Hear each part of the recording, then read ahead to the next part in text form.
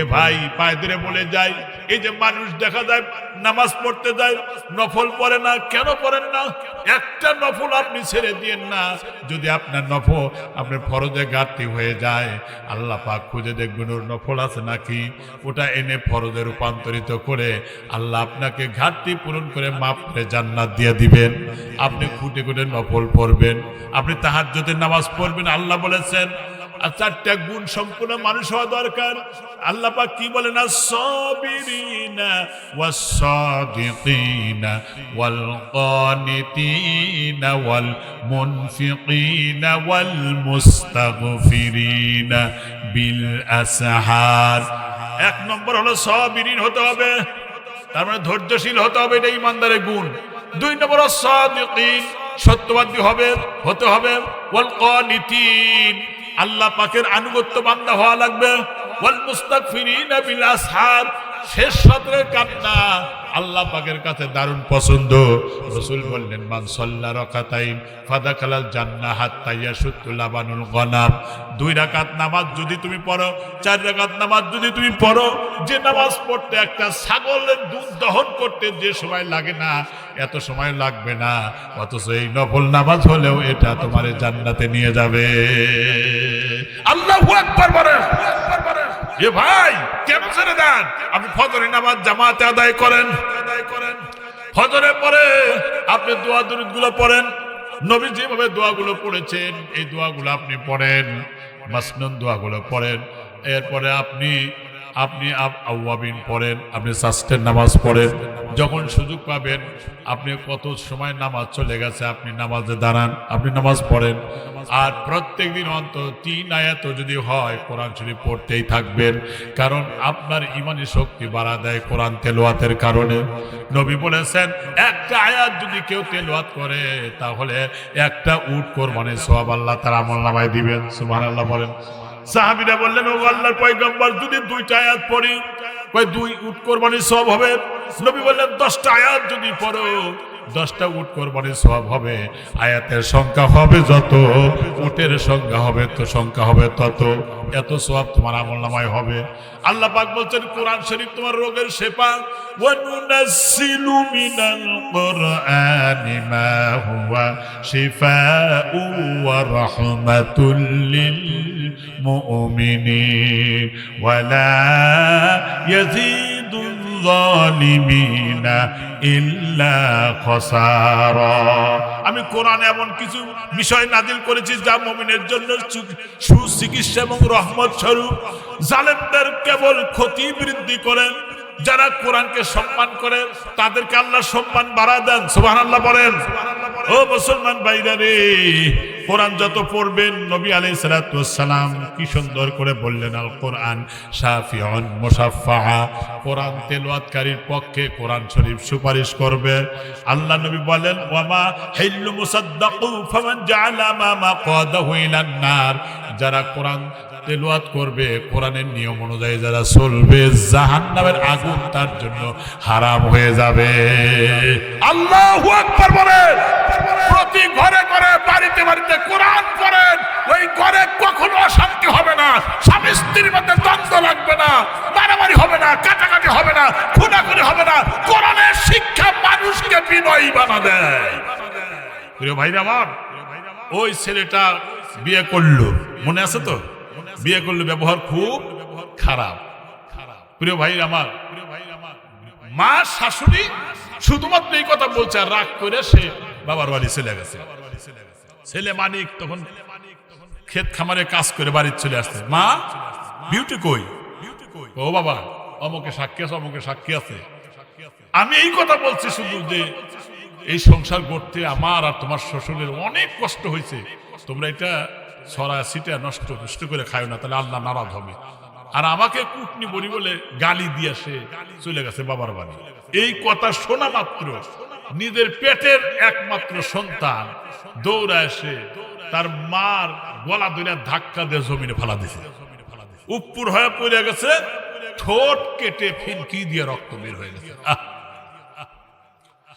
প্রিয় ভাইরা আমার, মা তখন ঘরের দরজা বন্ধ করে দিলেন, ঘরের ভিতরে প্রবেশ করেন। আর ছেলেটা বলল বউ আনতে গেলাম, যদি না আসে তাহলে তোর খবর আছে।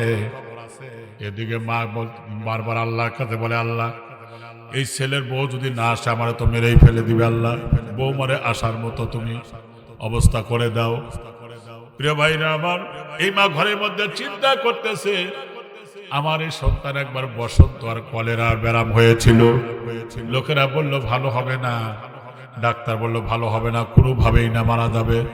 কিন্তু আমি একবার ঈশা নামাজের সময় বিছানায় শোয়া রেখে আমি মসজিদে মুসল্লিরা বাইরে জুতা রেখে নামাজরত ছিল, আমি জুতার নিচের ধুলাগুলো হাতের মধ্যে নিয়া আমার শরীরে আমার মুখে মাখাইয়া আমি আল্লাহর কাছে আসল দিয়া দোয়া করলাম, আল্লাহ ডাক্তার কবিরাজরা বলছে ছেলে ভালো হবে না, আল্লাহ হায়াতার মৌতের মালিক তো তুমি ছাড়া তো আর কেউ না, রব্বুল আলামিন আল্লাহ তুমি দয়া করে মেহেরবানি করে আমার এই সন্তানকে আল্লাহ তুমি সুস্থ করে দাও। সেই যে দোয়া করার পরে আজও পর্যন্ত আমার সন্তানের মৃত্যু হয় নাই, আমার সন্তান সুস্থই আছে। আর এই সন্তানটা আমার সাথে ব্যবহার করে গেল। বিকালবেলা তিনি গেটের কাছে দাঁড়ালেন, দেখে আসতেছে কিনা। গেটের কাছে দাঁড়ানোর পরে লক্ষ্য করে দেখা যায় না। ওদিকে ছেলেটা বাড়িতে যায়, নিজের স্ত্রীকে বলল, বিবি রে চলো বাড়িতে যাই। কয় না, তোমার ভাত আর খাবো না। কয় কেন খাবে না? তোমার মা খালি কাটর কাটর করে। কয় আমি বিচার করব। কি বিচার করবে তুমি? বিবি রে তোমার ভালোবাসায় তুমি যা বলো সেই বিচারটাই আমি করব, বলো। ডাক দেয়া বললেন, কি বিচার করবে? কয় তুমি বলো। কয় 3 দিনের মধ্যে তোমার মাকে জব করে ফেলে দিতে হবে। ছেলে ডাক দেয়া কয়, তোমার ঘরের মধ্যে কোরআন শরীফ নিয়ে আসো। কোরআন শরীফ আনা হলো, হাতের মধ্যে নিয়ে শপথ করে বলল, বিবি রে 3 দিন লাগবে না, চলো যায়, আগামী কালকে সকালে আমার মাকে আমি দুনিয়া থেকে একবারে বিদায় করে দিব। খুশি মনে চলে আসতেছে। এদিকে মা দেখলো, ওই যে দেখা যায় সূর্যের আলো আঙ্গুল দিয়ে আড়াল করে এভাবে দেখতেছিল, ওই যে আসতেছে। গেটের আড়াল হলেন, যেই মাত্র ঘরের মধ্যে গেটের মধ্যে প্রবেশ করলেন, আড়াল থেকে এসে শাশুড়ি মা ছেলের ওই বউর হাত জড়িয়ে ধরে কান্না বিজড়িত কণ্ঠে বললেন, বৌমা সংসার তো তোমরাই করবে, আমি কয়দিন ইমান বাঁচবো, আমারে ক্ষমা করে দাও, আমি কোনোদিন আর বলবো না। ছেলে তারে ধাক্কা দিয়ে ফেলে দিয়ে ঠোঁট কেটে দিয়েছিল। সারাদিন পর্যন্ত মা খায় নাই, অথচ এই মায়ের ঝুঁটি ধরে ছেলের বউ ছেলের সামনে ফালায়া দিয়া আমার ভাইরা আবার ব্যথা দিল। ছেলেটা এবার ঘরের মধ্যে বউ নিয়ে গেল। সন্ধ্যার পরে সেই যে দরজা বন্ধ করে দিলেন, সারা রাত পর্যন্ত মিয়াটা কাঁদতেছে। আমার বাইরে এদিকে ঘরের মধ্যে ছুরি দাঁড় করাইতেছে আর এক ঘরে, এই ছুরি দিয়ে কালকে খতম করে দিবে। আমার ভাইরা শেষ পর্যন্ত ফজরের নামাজের আযানের সময় হয়ে গেল। ওই ছেলেটা মানিক গিয়ে মায়ের দরজা নক করে, ও মা দরজা খোলো। দেখেন মা কি জিনিস। এত কষ্ট দেওয়ার পরে মা যখন একবার বলেছে, তখন মায়ের হৃদয়টা ছুঁয়ে গেছে। না জানি আমার ছেলের মনে হয় পরিবর্তন হয়েছে, ভুল বুঝতে পেরেছে। কি হয়েছে বাবা বলো? দরজা খোলো। আমি দরজা খুলে দিলাম। মানিক দা বলল, মা খেতে যাব, আখের খেতে, কিন্তু এত সকালে বোঝা তুলে দেওয়ার মতো মানুষ পাওয়া যায় না, তুমি একটু চলো, সহযোগিতা করো। ঠিক আছে চলো। কিন্তু মানিকের বস্তার মধ্যে আছে ছুরি, মা তা জানে না। এবার খেতে আইলে মা বসে থাকলো, ছেলেটা আখের খেতে আখ কাটতেছে, বস্তা এক জায়গায় আছে। এবার ডানে ভাই সামনে বারবার তাকায়, সুযোগ করতে থাকে, না না সুযোগ পাওয়া যায় না। একবার দেখলো এরিয়া জুড়ে কোনো মানুষ নাই, জন নাই। এই মুহূর্তে তো সুযোগ। মা অন্যমনস্ক হয়ে গ্রামের দিকে তাকিয়ে আছে।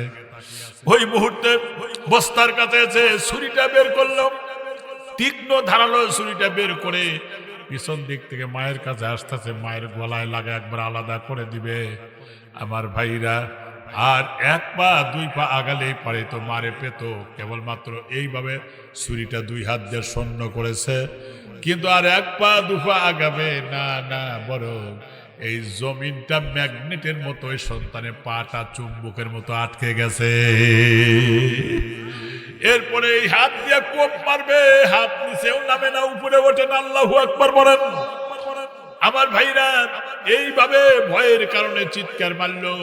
মা পিছনের দিকে তাকায়, দেখে আমার ছেলে আমারে মেরে ফেলবে। বুঝে ওঠার আগে দৌড়ালেন গ্রামের দিকে। গ্রামের দিকে দৌড় বেরোছেন, কিন্তু এই সন্তান মা মা বলে ডাকে, মা আবার পিছনে তাকায়, আবার দৌড়ায়। আশেপাশের লোকজন গুলো দৌড়ে আসলো, আসার সাথে সাথে দেখে যে নিচের দিকে ডেবে যাচ্ছে, মাটি তারে গিলে ফেলতেছে, তার উপরের দিকে তোলে, তা ওঠে না।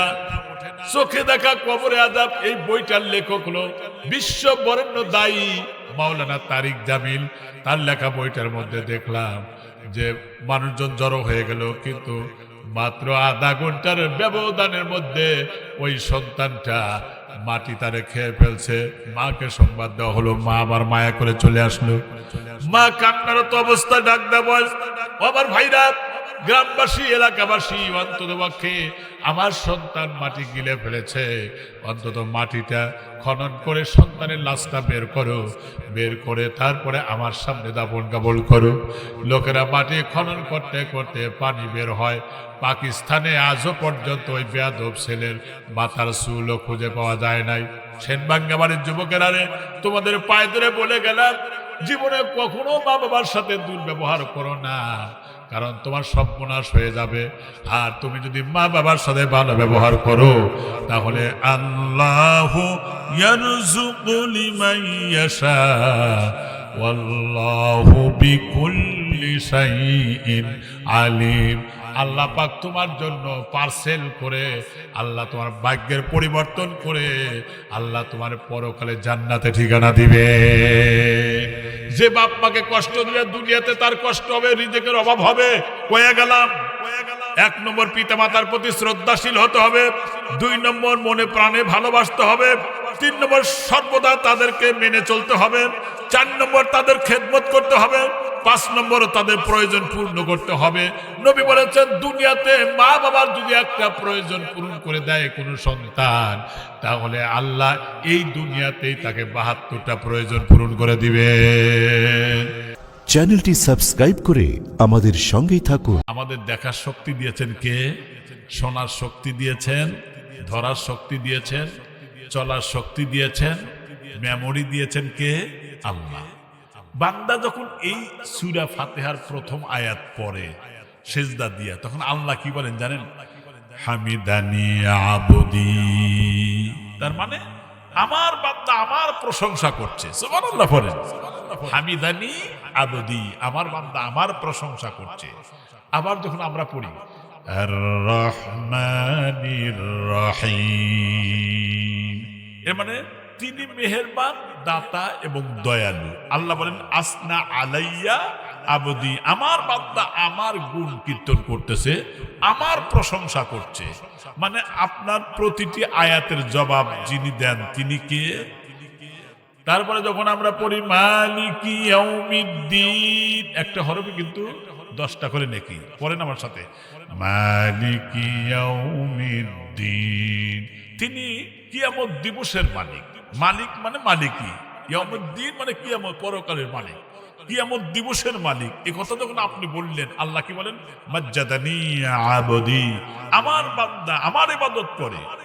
শুধু তাই না, আমার বান্দা আমার প্রভুত্ব, কর্তৃত্বকে সে স্বীকার করে। আর আপনি যখন পড়েন ইয়্যাকা না'বুদু ওয়া ইয়্যাকা নাস্তাঈন, তখন এর মানে হলো আমার, এই যে দেখেন, আমরা একমাত্র তোমার ইবাদত করি। ইয়্যাকা না'বুদু, একমাত্র তোমার ইবাদত করি আমরা। না'বুদু এটা জুমা, এবং তোমার কাছে সাহায্য প্রার্থনা করি। নাস্তাঈন মানে সাহায্য চাই, সাহায্য প্রার্থনা করি, তোমারই ইবাদত করি, তোমার কাছে সাহায্য চাই।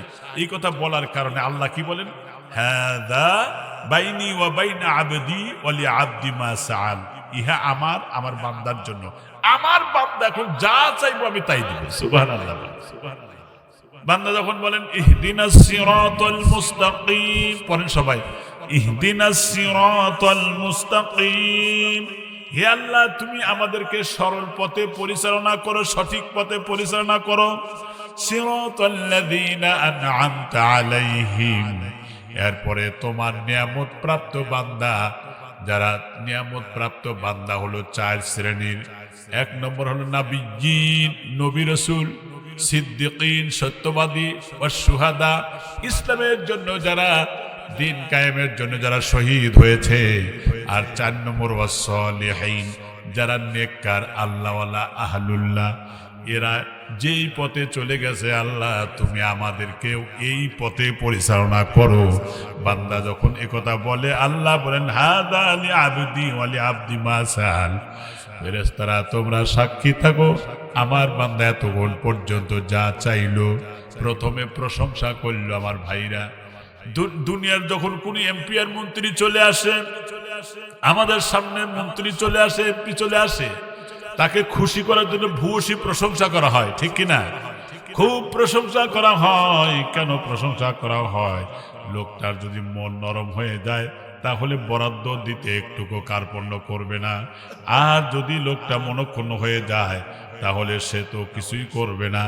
এই জন্য প্রিয় ভাইরা আমার, আল্লাহ পাকের বান্দারা যখন প্রথমে আল্লাহর শুকরিয়া আদায় করে, আর আল্লাহ বলেন শেষ তিনটা আয়াতে বান্দা যা চাইবে আমি আল্লাহ রব্বুল আলামিন যা চাইবে আমি আল্লাহ তা তাকে দিয়া দিব। সুবহানাল্লাহ। এই যে সুবহানাল্লাহ পড়তেছেন আপনি জানেন না কি আশ্চর্য। সুবহানাল্লাহ আলহামদুলিল্লাহ তামলাআন আও তামলাউ মা বাইনাস সামাওয়াতি ওয়াল আরদ। সুবহানাল্লাহ আলহামদুলিল্লাহ বলা এত সওয়াব যে নবী বলেছেন যে আকাশের নিচে আর জমিনের উপরে যে শূন্য জায়গা আছে, খালি জায়গা, সবটুকু নেকি দিয়ে আল্লাহ ভরে দেন। আবার বলছেন, আবার সুবহানাল্লাহ বলছেন, আবার নেকি দিয়ে ভরে গেছে। আমাদের জানমালের মালিক কে? আল্লাহ রাব্বুল আলামিন বলেন ইন্নাল্লাহা আশতারা মিনাল মুমিনিনা আনফুসাহুম ওয়া আমওয়ালাহুম বিআন্না লাহুমুল জান্নাহ ইউকাতিলুনা ফি সাবিলিল্লাহ ওয়া ইয়াকতালুনা ওয়া ইউকতালুন। আল্লাহ পাক বলেন বান্দাদের প্রকৃত কথা এই, মহান আল্লাহ মুমিনের জন্য জান আর মাল কিনে নিয়েছেন। এই জানের মালিক আল্লাহ, মালের মালিকও আল্লাহ। এগুলো কিনে নিয়েছেন। বাজারে যখন আপনি বেচাকেনা করতে যান, কিনতে যান, টাকা লাগে তো, ঠিক কিনা? টাকার বিনিময়ে সদাই দেয়, চাউল দেয়, ডাউল দেয়, লবণ দেয়, তেল দেয়, মরিচ দেয়, হলুদ দেয়। আমার ভাইরা আল্লাহ যখন আমাদের জান আর মাল কিনে নিয়েছেন তাহলে কি দিবেন? আল্লাহ তাও বলেছেন আমি আল্লাহ রব্বুল আলামিন তোমাদেরকে জান্নাত দিয়ে দিলাম। এজন্য দ্বীনের জন্য, ইসলামের জন্য প্রাণান্তকর প্রচেষ্টা চালাও। ইসলামের হুকুমতকে প্রতিষ্ঠা করো। কার কথা? আন আকিমুদ্দীন লা তাতাফাররাকু। আল্লাহর দ্বীন প্রতিষ্ঠা করো, এই ব্যাপারে বিচ্ছিন্ন হইও না, সব ঐক্যবদ্ধ হওয়ার কথা বলেছেন যিনি, তিনি কে? আল্লাহ। এমনকি যখন অন্যায় হয়, বেদাত হয়, শিরিক হয়, ইসলাম বিরোধী কর্মকাণ্ড হয়, গান বাজনা হয়, যাত্রা হয়, নাটক হয়, থিয়েটার হয়, যেখানে চরিত্র গঠনের পরিবর্তে চরিত্রের অবক্ষয় হয়, সেই জায়গায় তোমরা ওদের বিরুদ্ধে লড়াই করো, সংগ্রাম করো, যাতে করে ওই যাত্রাপালা, অন্যায়, গান বাজনা, চরিত্র নষ্ট হয় যে জিনিস দিয়া, এটা যাতে হতে না পারে। এ কথা আমার না আল্লাহ। আল্লাহ রাব্বুল আলামিন বলেন কাতিলুহুম হাত্তা লা তাকুনা ফিতনাতু ওয়া ইয়াকুনাদ-দীনু কুল্লুহু লিল্লাহ। আল্লাহ পাক বলেন লড়াই করো, সংগ্রাম করো, লড়াই করো যতক্ষণ পর্যন্ত ফিতনা, ফাসাদ, অন্যায়, শিকড় সুদ্ধা যতক্ষণ পর্যন্ত মূল উৎপাদন না হবে। ফাইন ইনতাহু ফাইন্নাল্লাহা বিমা ইয়ামালুনা বাসীর।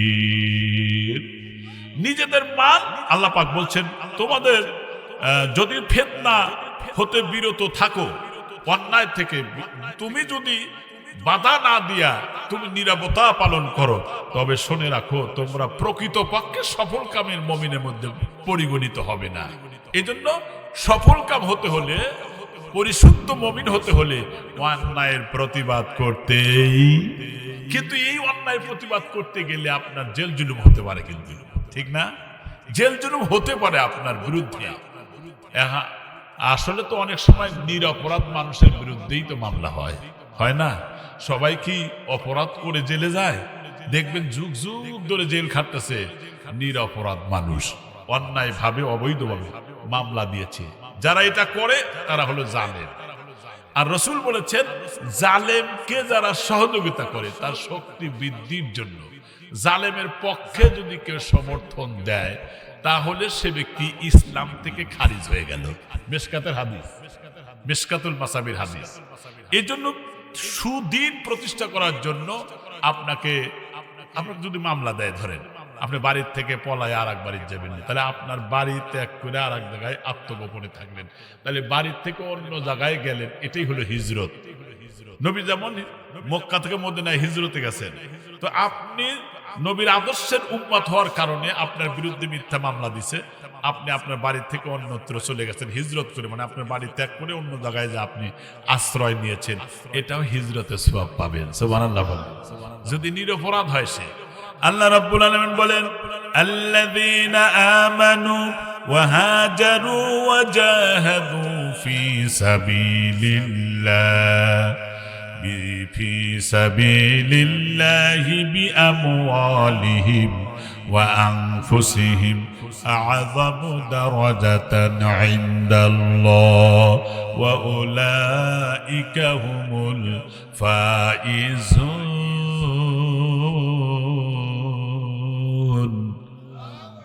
আল্লাহ পাক বলছেন কি দেখেন, আল্লাযীনা আমানু, আল্লাহ নিকটে সেই লোকেরাই তো অতীব মর্যাদাপূর্ণ অধিকারী হবে যারা ঈমান আনে, হিজরত করে, জিহাদ করে, জান আর মাল দিয়া। সুবহানাল্লাহ পড়েন। তারাই হচ্ছে প্রকৃতপক্ষে সফল কাম ঈমানদার। ফায়ুকাতিল ফি সাবিলিল্লাহ, আল্লাহর রাস্তায় যুদ্ধ করো। সাহাবায়ে কেরাম যেমন যুদ্ধ করেছেন। একবার এক যুদ্ধের ময়দানে এক মহিলা ছোট একটা বাচ্চা নিয়ে গেছে কোলে করে, নবীকে ডাকতে বলেন, ওগো আল্লাহর পয়গম্বর, আমার এই বাচ্চাটাকে আপনি জিহাদের ময়দানে নিয়ে যান।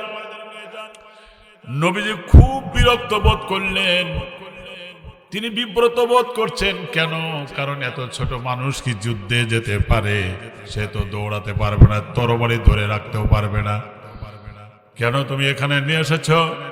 মেয়েটা ডাকতে বললেন, ওগো আল্লাহর পয়গম্বর, তবে শুনে রাখেন, আমার সন্তান যুদ্ধ করার যোগ্যতা তৈরি হয় নাই, রণকৌশল নাই, ছোট মানুষ। তবে আপনার কাছে নিয়ে এসেছি একটা কারণে, কারণ ওরা যখন আপনাকে লক্ষ্য করে তীর অথবা তরবারি মারে অথবা তীর চালায়, আমার সন্তান যদি যুদ্ধ করতে নাও পারে, অন্তত পক্ষে আপনার দুই হাত ধরে এক পা আর এক হাত ধরে উঁচু করে ধরবেন, যাতে করে ওই তীরগুলো এসে আমার কচি সন্তানের ভিতরে বিদ্ধ হয়ে যায়, তবু যেন আল্লাহ পাক আপনার ভিতরে তীর না ঢুকান। সুতরাং আপনার সামনে আমি জীবিত অবস্থায় যদি আমার সন্তান শহীদ হয়ে যায়, কিয়ামতের দিন আমি শহীদের গর্বিত মা হয়ে আল্লাহর জান্নাতি হতে চাই। সুবহানাল্লাহ। দিন তো এমনি আসে নাই, ইসলাম তো এমনি আসে নাই, রক্তের বিনিময়ে এসেছে। ঠিক কিনা? কি পরিমাণ রক্ত ঝরেছে। হযরত খাল্লাদ রাদিয়াল্লাহু তাআলা আনহু একজন সাহাবী, 17 বছর বয়স তার। তিনি যখন যুদ্ধের ময়দানে যেন একটা মাপ, আগে দেখছি ছোটবেলায় দেখছি ওই ছোটরা যখন খেলতো মাপ কাটি দেওয়া হইতো, এই মাপের সাথে যারা পড়তো তারা খেলতে পারবে, আর যদি না হয় তাহলেই পারবে না, ডিসকোয়ালিফাই, যাও। তার মানে এইরকম রশি টানানো হয়েছে, দেখা যায় যে সেই রশি পর্যন্ত এই সাহাবীর মাথা ঠেকে না। নবী বললেন, যাও, তুমি যুদ্ধে যাওয়ার উপযুক্ত নয়। কিন্তু মার কাছে যে আবার কান্না শুরু করছে, ও মা, আমার তো মাথা লম্বা হয় নাই, তবে নবী তো আমাকে সরাইছে, আর একবার আমি দাঁড়াবো। আচ্ছা যাও। নবীকে অনুমোদন করে আর একবার দাঁড়াবার সুযোগ করে দেন। নবী বললেন, দাঁড়াও। সে তখন দাঁড়াইছে। নবী উপরের দিকে তাকা দেখে যে তার মাথায় এখন ঠেকে গেছে। কেন এই মাত্র দেখলাম অন্তত 4 আঙ্গুল দূরত্ব, এখন আমার এই অল্প সময়ের মধ্যে এত লম্বা হইলো কেমনে? এক সাহাবী বলেন, হুজুর আপনি নিচের দিকে তাকান। তাকায় দেখে আঙ্গুলের উপরে বর করে দাঁড়ায় আছে। সুবহানাল্লাহ। নবী তখন মুস্কি হাসি দিয়ে বললেন, হ্যাঁ, মক্কার লোকেরা আমাকে তাড়িয়ে দিল, ওরা আমার সাথে রূঢ়তা আচরণ করলো, কিন্তু মদিনার ছোট্ট ছোট্ট ছেলেরা পর্যন্ত আমার জন্য জীবন দেওয়ার জন্য প্রস্তুত হয়ে গেছে। সুবহানাল্লাহ। যুদ্ধের ময়দানে নবীজি দেখলেন এই যুবক সাহাবী একবার ডানে দৌড়ায়, আবার বামে যায়, আবার দৌড়া সামনে আসেন, আবার পিছনে যায়, আবার দুই হাত সম্প্রসারণ করে যখন মানব ডাল রচনা করে ওই মুহূর্তে নবী কেঁদে ফেললেন আর বললেন, সাহাবী রে, তুই ডানে বামে সামনে পিছনে এভাবে দৌড়াচ্ছ কেন? সাহাবী ডাক দিয়ে বললেন, ইয়া রাসূলুল্লাহ, ইয়া হাবিবাল্লাহ, আমি দৌড়াচ্ছি এই জন্য যে কারণ আমি ডান দিকে যাই, আমার সন্দেহ হয় না জানি ডান সাইড থেকে একটা তীর এসে আপনার গায়ে লাগে আর আপনি আক্রান্ত হন, এটা তো আমি চাই না, এই তীর যেন আমার গায়ে লাগে। সুবহানাল্লাহ বলেন। বাম দিকে যাই যাতে বাম দিক থেকে আমার আপনাকে আক্রমণ করলে আমার গায়ে লাগে, সামনে যাই যাতে আমার গায়ে লাগে, পিছনে যাই যাতে পিছন থেকে মারলে পরে আমার গায়ে লাগে। কারণ আমরা এই মুহূর্তে দুনিয়া থেকে বিদায় হয়ে গেলে ইসলামের অত ক্ষতি হবে না, কিন্তু আল্লাহ কর্তৃক নির্বাচিত মানুষ আপনি যদি এখন দুনিয়া থেকে বিদায় হয়ে যান, ইসলামের অনেক ক্ষতি হয়ে যাবে। এই জন্য আল্লাহ নবী লক্ষ্য করে দেখতেছিলেন, তার যুদ্ধের একবার সামনে যায়, একেবারে অনেক কাফেরকে খতম করে দেওয়ার পরে লক্ষ্য করে দেখলেন পিছন থেকে একজন কাফেরের বাচ্চা এসে খাল্লাদের গর্দানে এত জোরে আঘাত করলো, যার কারণে তার গলা কেটে চামড়ার সাথে ঝুলতেছিল। ওই মুহূর্তে শুধুমাত্র একটাই কথা বললেন, ওগো আল্লাহর পয়গম্বর, আমার বিদায়ের বেলার সালামটা আমার মায়ের কাছে পৌঁছা দিবেন। আমার ভাইরা, সত্যি যখন যুদ্ধ শেষ হয়ে গেছে, খাল্লাদের মা যখন তথ্য নিতেছিলেন, নবী আলাইহিস সালাম বললেন, মা তুমি শুনতে পারবে না কি অবস্থায় সে শহীদ হয়ে গেছে? কয়, না ইয়া রাসূলুল্লাহ, ইয়া হাবিবাল্লাহ, আমার সন্তান মরা শোক আমি শোকই মনে করলাম না, বরং আপনি জীবিত আছেন এটাই হলো আমাদের সান্ত্বনা। জোরে বলেন সুবহানাল্লাহ। নিজের সন্তানের কথা মনে করেন। উহুদের যুদ্ধে একজন দৌড়াচ্ছিল, তার 4টা সন্তান শহীদ হয়েছে, স্বামী শহীদ হয়ে গেছে, ভাই শহীদ হয়ে গেছে। দৌড়ায়, কয় যা লাভ নাই, তোমার 4 সন্তান শহীদ হয়েছে, কয় ইন্না লিল্লাহ। কয় যা লাভ নাই, তোমার স্বামীও গেছে, ইন্না লিল্লাহ। যা লাভ নাই, ভাই গেছে, কয় ইন্না লিল্লাহ। এক জায়গায় দেখলেন অনেক সাহাবী পরিবেষ্টিত অবস্থায়, এই মেয়েটার আওয়াজ পেয়ে নবী তো আহত হয়ে পড়েছিলেন, বললেন, দেখো কে? হ্যাঁ, অমুকের মা, আসতে দাও তারে। আসার পরে বললেন, ওগো আল্লাহর রাসূল, আমার 4 সন্তান মারা গেছে, আমার কোনো সমস্যা নাই, আমি সান্ত্বনা গ্রহণ করেছি, কারণ আমার সন্তান শহীদ হয়েছে, কোনো আপত্তি নাই, আমার ভাই শহীদ হয়েছে, কোনো আপত্তি নাই, আমার স্বামী শাহাদাত বরণ করেছে, কোনো আপত্তি নাই, কিন্তু আপনি এখনো জীবিত আছেন, এটাই তামাম দুনিয়ার সমস্ত মুসলমানের চূড়ান্ত সান্ত্বনা। সুবহানাল্লাহ। সুবহানাল্লাহ। দিন কায়েম হয়েছে এমনি না, অত সহজে না, ঠিক কিনা? কত নারী শিশু নির্যাতনের শিকার হয়েছে। আল্লাহ রাব্বুল আলামিন বলেন, ওয়া মা লাকুম লা তুকাতিলুনা ফি সাবিলিল্লাহি ওয়াল মুস্তাদআফিনা মিনার রিজালি ওয়ান নিসাই ওয়াল বিলদান। আল্লাহ বলছেন, তোমাদের কি হয়েছে? ওয়া মা লাকুম, তোমাদের কি হয়েছে? তোমরা আল্লাহর পথে যুদ্ধ করছো না কেন? কে বলতেছেন? মুস্তাদাফিনা মিনার রিজাল ওয়ান নিসা। অথচ দুর্বল, অক্ষম নারী, পুরুষ, শিশুরা চিৎকার করতেছে, তারা, হে আমাদের রব, রব্বানা, সে বলতেছে, আখরিজনা মিন হাযিল ক্বরিয়াতি, হে আল্লাহ, হে আমার রব, হে আমার প্রতিপালক, এই জালেম অধ্যুষিত এলাকা থেকে আমাদের মুক্তি দাও। সুবহানাল্লাহ পড়েন। শুধু তাই না, বলেছে ওয়াজআল লানা মিন লাদুনকা ওয়ালিয়া, আমাদেরকে উত্তম একটা অভিভাবক দান করো, ওয়াজআল লানা মিন লাদুনকা নাসীরা, আমাদের জন্য তোমার নিকট হতে একজন সাহায্যকারী বানায় দাও, এত নির্যাতন আর সইতে পারতেছি না। আল্লাহু আকবার। দেখেন, আল্লাহ রাসূল যখন একবার কাবা শরীফের ছায়ায় আরাম ফরমাইতেছিলেন, ওই মুহূর্তে খাব্বাব ইবনে আরিফ রাদিয়াল্লাহু তাআলা আনহুর নেতৃত্বে তিনি ওখানে গেলেন। রাসূল তখন আরাম ফরমাচ্ছিলেন, বললেন, হুজুর, আলা তাস্তানসিরু লানা, আলা তাদউ লানা, আপনি কি আমাদের জন্য সাহায্য প্রার্থনা করবেন না, দোয়া করবেন না? কেন? কারণ ইসলাম কবুল করার অপরাধে আত্মীয় স্বজনের রোষানলে পড়েছি, মার খাচ্ছি, বঞ্চিত হচ্ছি, শোষিত হচ্ছি। একজন সাহাবী তার শরীর দেখায় বলল, দেখেন আমার চামড়া উঠে গেছে বেত্রাঘাত খাইতে খাইতে, রক্ত ঝরতেছে। নবী উঠে দাঁড়ালেন আর বললেন, শোনো, তোমাদের পূর্বে যারা ঈমান এনেছিল ওদেরকে তাজা জীবন্ত মানুষগুলোকে ধরে এনে মাজা পর্যন্ত গর্ত খনন করে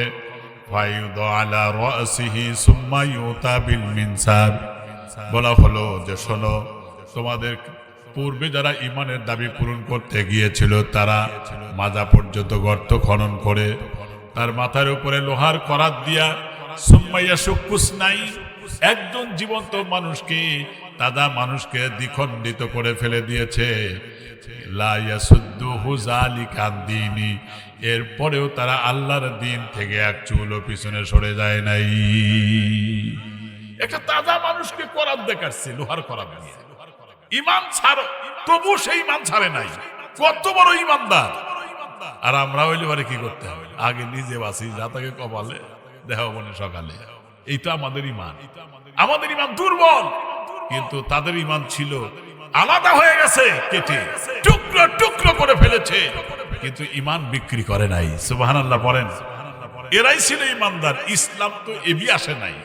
এজন্য বলছেন ইন্নাল্লাহা ইউহিব্বুল্লাযীনা ইউকাতিলুনা ফি সাবিলিহি সাফফান কাআন্নাহুম বুনয়ানুম মারসুস।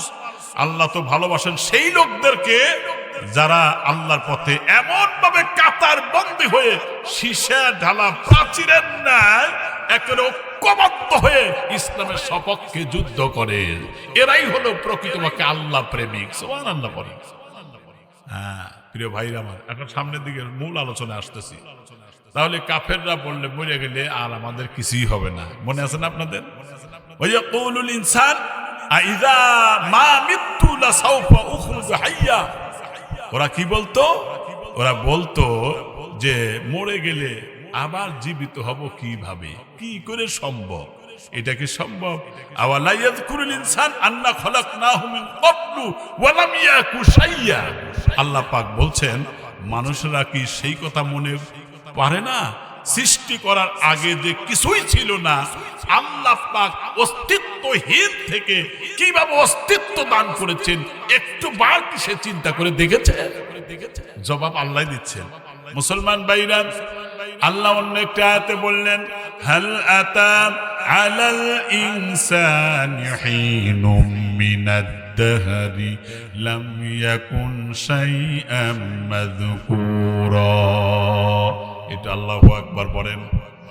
মানুষের জীবনে কি এমন একটা সময় এসেছিল না? কে বলতেছেন?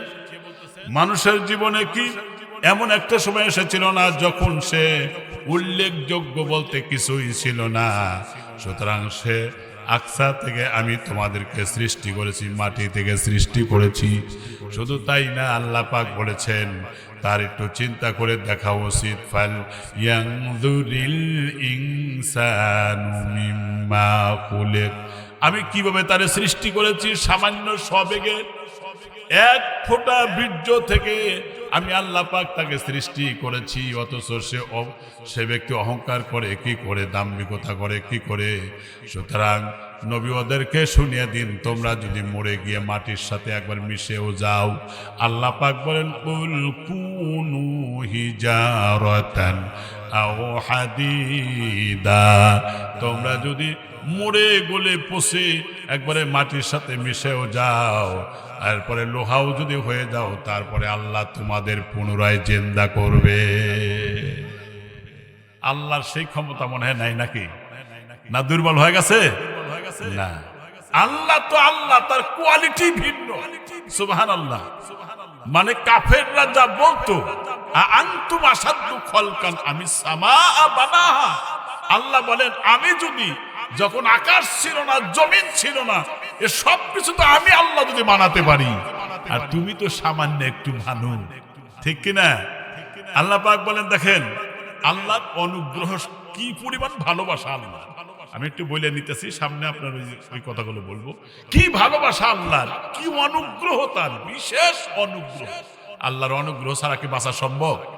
দেখেন পৃথিবীতে যদি বাতাস যদি বন্ধ হয়ে যায়, এই বাতাস যদি, যে সরকার ক্ষমতায় আসুক, এই বাতাস যদি তার নিয়ন্ত্রণে থাকতো, বিরোধী দলের আর খাওয়া ছিল না, যে ব্যক্তি আগে মর, আমরাই চিরদিন ক্ষমতা থাকবো, ঠিক না? আমি কিন্তু রাজনীতির কথা কোরআনে মাহফিলের সঙ্গত কারণে বলি না, কিন্তু কেউ এটা মনে করবেন না যে হুজুর ওই বা কাউকে ইঙ্গিত করতেছে, তাও করতেছি না। আচ্ছা, তাহলে 5টা মিনিট নাই বাতাস যদি বন্ধ হয়ে যায়, পৃথিবীতে মানুষ বেঁচে থাকতে পারবে? তাহলে এই অক্সিজেন দিয়েছেন কে? আল্লাহ। আচ্ছা, হাসপাতালে যারা এই আইসিইউতে ভর্তি হয়ে থাকে, দেখবেন যে 2 দিনের মধ্যে লাখ টাকার উপরে, 2-3 দিনের মধ্যে কত টাকা ওঠে না? একটু ডাক্তারকে জিজ্ঞাসা করেন যে 1 কেজি অক্সিজেনের দাম কত, আর আপনি প্রতিদিন 13 কেজি অক্সিজেন আপনি গ্রহণ করতেছেন মাগনা, এটা বিল দেওয়া লাগতেছে না, 1 টাকাও দেওয়া লাগতেছে না। আচ্ছা, আপনার বাড়িতে যদি একটা মিটার লাগান, তখনও কারেন্ট সংযোগ দেয় নাই, এখন ওই মুহূর্তে তো আর আপনার বিল আসবে না, বাউসারও দিবে না। যেদিন লাইন সংযোগ করা হলো সেই দিন থেকে মিটারের মধ্যে আপনি ব্যবহার করতেছেন, এখানে কিন্তু বিল উঠতেছে, ঠিক না? 1 মাস যাওয়ার পরে একজন এসে লিখে নিয়ে যাবে, কয়েকদিন পর আরেকজন বাউসার মানে কারেন্ট বিলে কাগজ দিয়ে যাবে। দেখবেন এত লাল কালিতে লেখা আছে, আমি খুব খেয়াল করি তো, লাল কালিতে লেখা আছে এত এত তারিখের মধ্যে যদি বিল পরিশোধ না করা হয়, পূর্ব নোটিশ ছাড়াই সংযোগ বিচ্ছিন্ন করে দেওয়া হবে, থাকে না? এখন আমার প্রশ্ন হলো, 1 মাস কারেন্ট ব্যবহার করার পরে যদি এটা রেড সিগন্যাল দেয়, বা 1 মাসে কিছুই বলল না, 2 মাস কারেন্ট ব্যবহার করলেন, 3 মাস কারেন্ট ব্যবহার করার পরে যদি বিল না দেন, লাইন বিচ্ছিন্ন করে দেয়, কিন্তু আমার প্রশ্ন হলো, আল্লাহ রব্বুল আলামিন গোটা পৃথিবীর সমস্ত মানুষের জন্য যে কারেন্ট বা আলোর ব্যবস্থা করলেন, আকাশের সূর্যটা এই যে আমরা মাগনা আলো ব্যবহার করতেছি, এই পর্যন্ত তো আল্লাহ জিব্রাইলকে পাঠা দেয়া বলেন নাই যে এতদিনের মধ্যে বিল না দিলে আর সূর্যের আলো দেওয়া হবে না, এটা বলেছে আল্লাহ? না, বলে নাই। আপনি বাতাস গ্রহণ করতেছেন, আল্লাহ আপনাকে একথা বলে নাই বিল দেওয়া লাগে নাই। আল্লাহর জমিনে চলাফেরা করতেছেন, বিল দেওয়া লাগে নাই। আল্লাহর দেওয়া চোখ দিয়ে আপনি দেখতেছেন, বিল দেওয়া লাগে নাই, লাগবেও না। অক্সিজেন গ্রহণ করতেছেন, বিল দেওয়া লাগে নাই, দুনিয়াতে লাগবেও না। আমার ভাইরা সূর্যের আলো গ্রহণ করতেছেন, বিল চায় নাই, দুনিয়ার জীবনে দেওয়া লাগবে না, এটা ঠিকই, কিন্তু আল্লাহর দেওয়া জমিনে চলাফেরা করি, আল্লাহর দেওয়া গাছগাছালির ফলগুলো খাই, আল্লাহর দেওয়া বাতাস গ্রহণ করি, আল্লাহর দেওয়া সূর্যের আলো গ্রহণ করি, আল্লাহর দেওয়া অক্সিজেন গ্রহণ করি, দুনিয়াতে বিল দেওয়া লাগবে না, কিন্তু পরকালে আমার আর আপনার কাছ থেকে আমার আল্লাহ রব্বুল আলামিন পরায় গন্ডায় পাই পাই করে হিসাব নিবে। সেদিন কিন্তু উপায় নাই। কার কাছে যাবেন আপনি সেদিন? ওই দিন কোত্থেকে দিবেন? কি আমল করেছি? প্রিয় ভাইরা আমার, দেখেন দুনিয়াতে দেখবেন যে রেস্ট হাউস আছে, জেলায় জেলায় রেস্ট হাউস থাকে না? রেস্ট হাউস থাকে, আবার জেলখানাও থাকে, থাকে না? রেস্ট হাউসও থাকে কারা? সরকারি লোক, সরকারে আনুগত্য করে, সরকারি কর্মকর্তা, হ্যাঁ, তারা থাকে রেস্ট হাউসে, কিন্তু সরকারকে ফাঁকি দেয়, রাষ্ট্রদ্রোহী অথবা সরকার নিয়ম বহির্ভূত কাজ করে, তারা থাকে জেলখানায়, ঠিক কিনা? ঠিক অনুরূপ ভাবেই আল্লাহ পাকের জান্নাতও আছে, জাহান্নামও আছে। মুমিনের জন্য রেস্ট হাউস হচ্ছে জান্নাত, সুবহানাল্লাহ পড়েন। আর যারা মুমিন না, আল্লাহর হুকুম অমান্য করবে, আনুগত্য করবে না, রাসূলের আদর্শকে বাইপাস করে চলবে, আল্লাহর হুকুমে নামাজ পড়বে না, রোজা রাখবে না, মালদার হজ করবে না, মালদার যাকাত দিবে না, আল্লাহর হুকুম তার জমিনে বাস্তবায়ন করার চেষ্টা করবে না, সুতরাং সেই সমস্ত মানুষগুলো থাকবে জাহান্নামে। আর যারা আল্লাহর হুকুম, আল্লাহর আনুগত্য, রাসূলের আদর্শ মোতাবেক চলেছে, তারা রেস্ট হাউস মানে জান্নাতে চলে যাবে। সুবহানাল্লাহ পড়েন, সুবহানাল্লাহ পড়েন। প্রিয় ভাইরা আমার, ছোট এই যে দেখি, এখনো দেখি ছোট ছোট বাচ্চারা জুমার দিন দেখেন অনেকে সাথে করে ছেলে বাচ্চা নিয়ে যায় না, সামনে কাতারে নিয়ে গেলে পিছনে কাতারে যা, পিছন মোড়া নেয়, এরপরে ওই কাতার আল্লাহ তৃতীয় কাতারে পাঠা দেয়, তৃতীয় কাতার আল্লাহ চতুর্থ কাতারে পাঠা দেয়, চতুর্থ আল্লাহ পঞ্চমে দেয়, লাস্ট মুহূর্তে গায়ে তুই বারান্দায় যা, ঠিক না? তার মানে পিছিয়ে আসতেছে। পিছিয়ে যাওয়া ভালো, কারণ ওই ব্যক্তি আবার এক সময় এগিয়ে আসবে, ঠিক কিনা? কিন্তু আমি যে মৌলবী সাহেব হয়েছি, আর সভাপতি সাহেব যে মুরব্বী হয়েছে, যদি এই পিছনেও যদি হে নজরুল মৌলানা এই সামনে কাতার দেয়, ওখান তা আবার সামনে, ওখান তা আরো সামনে, তখন ইমামের পিছনে একবার যায় নামাজে দিয়ে দেয়, তখন তো আর ইমামের আগে আর যাওয়া যায় না, কারণ পিছন থেকে আগে আসলাম মানে আর আসতো আর নাই, এখন আমার মরা লাগবে আমার, ঠিক কিনা? এখন মইরে তারপরে যাওয়া লাগবে। এই জন্য এই যাওয়াটা যেন আমাদের সুন্দর হয়, এই জন্য আল্লাহর হুকুম যেন, গোলামি যেন জীবনের সকল ক্ষেত্রে হয়। সুবহানাল্লাহ বললেন না? আপনারা কি কথা শুনে মন খারাপ করতেছেন? কি ছিলাম মানুষ, কত অনুগ্রহ করেন আল্লাহ। এই যে জমিন দেখবেন এই চৈত্র মাসে বৈশাখ মাসে শুষ্ক, এমনকি ওর মধ্যে লাঙ্গলের ফাল ঢোকে না, ওর মধ্যে ফসল বুনলেও হয় না, যেহেতু সার নাই, মাটি ভেজে না, এরপরে ফার্টিলাইজার নাই, ওখানে ফসল বুনলেও হবে না। তাহলে ওই মরা জমিনকে তাজা করেন কে?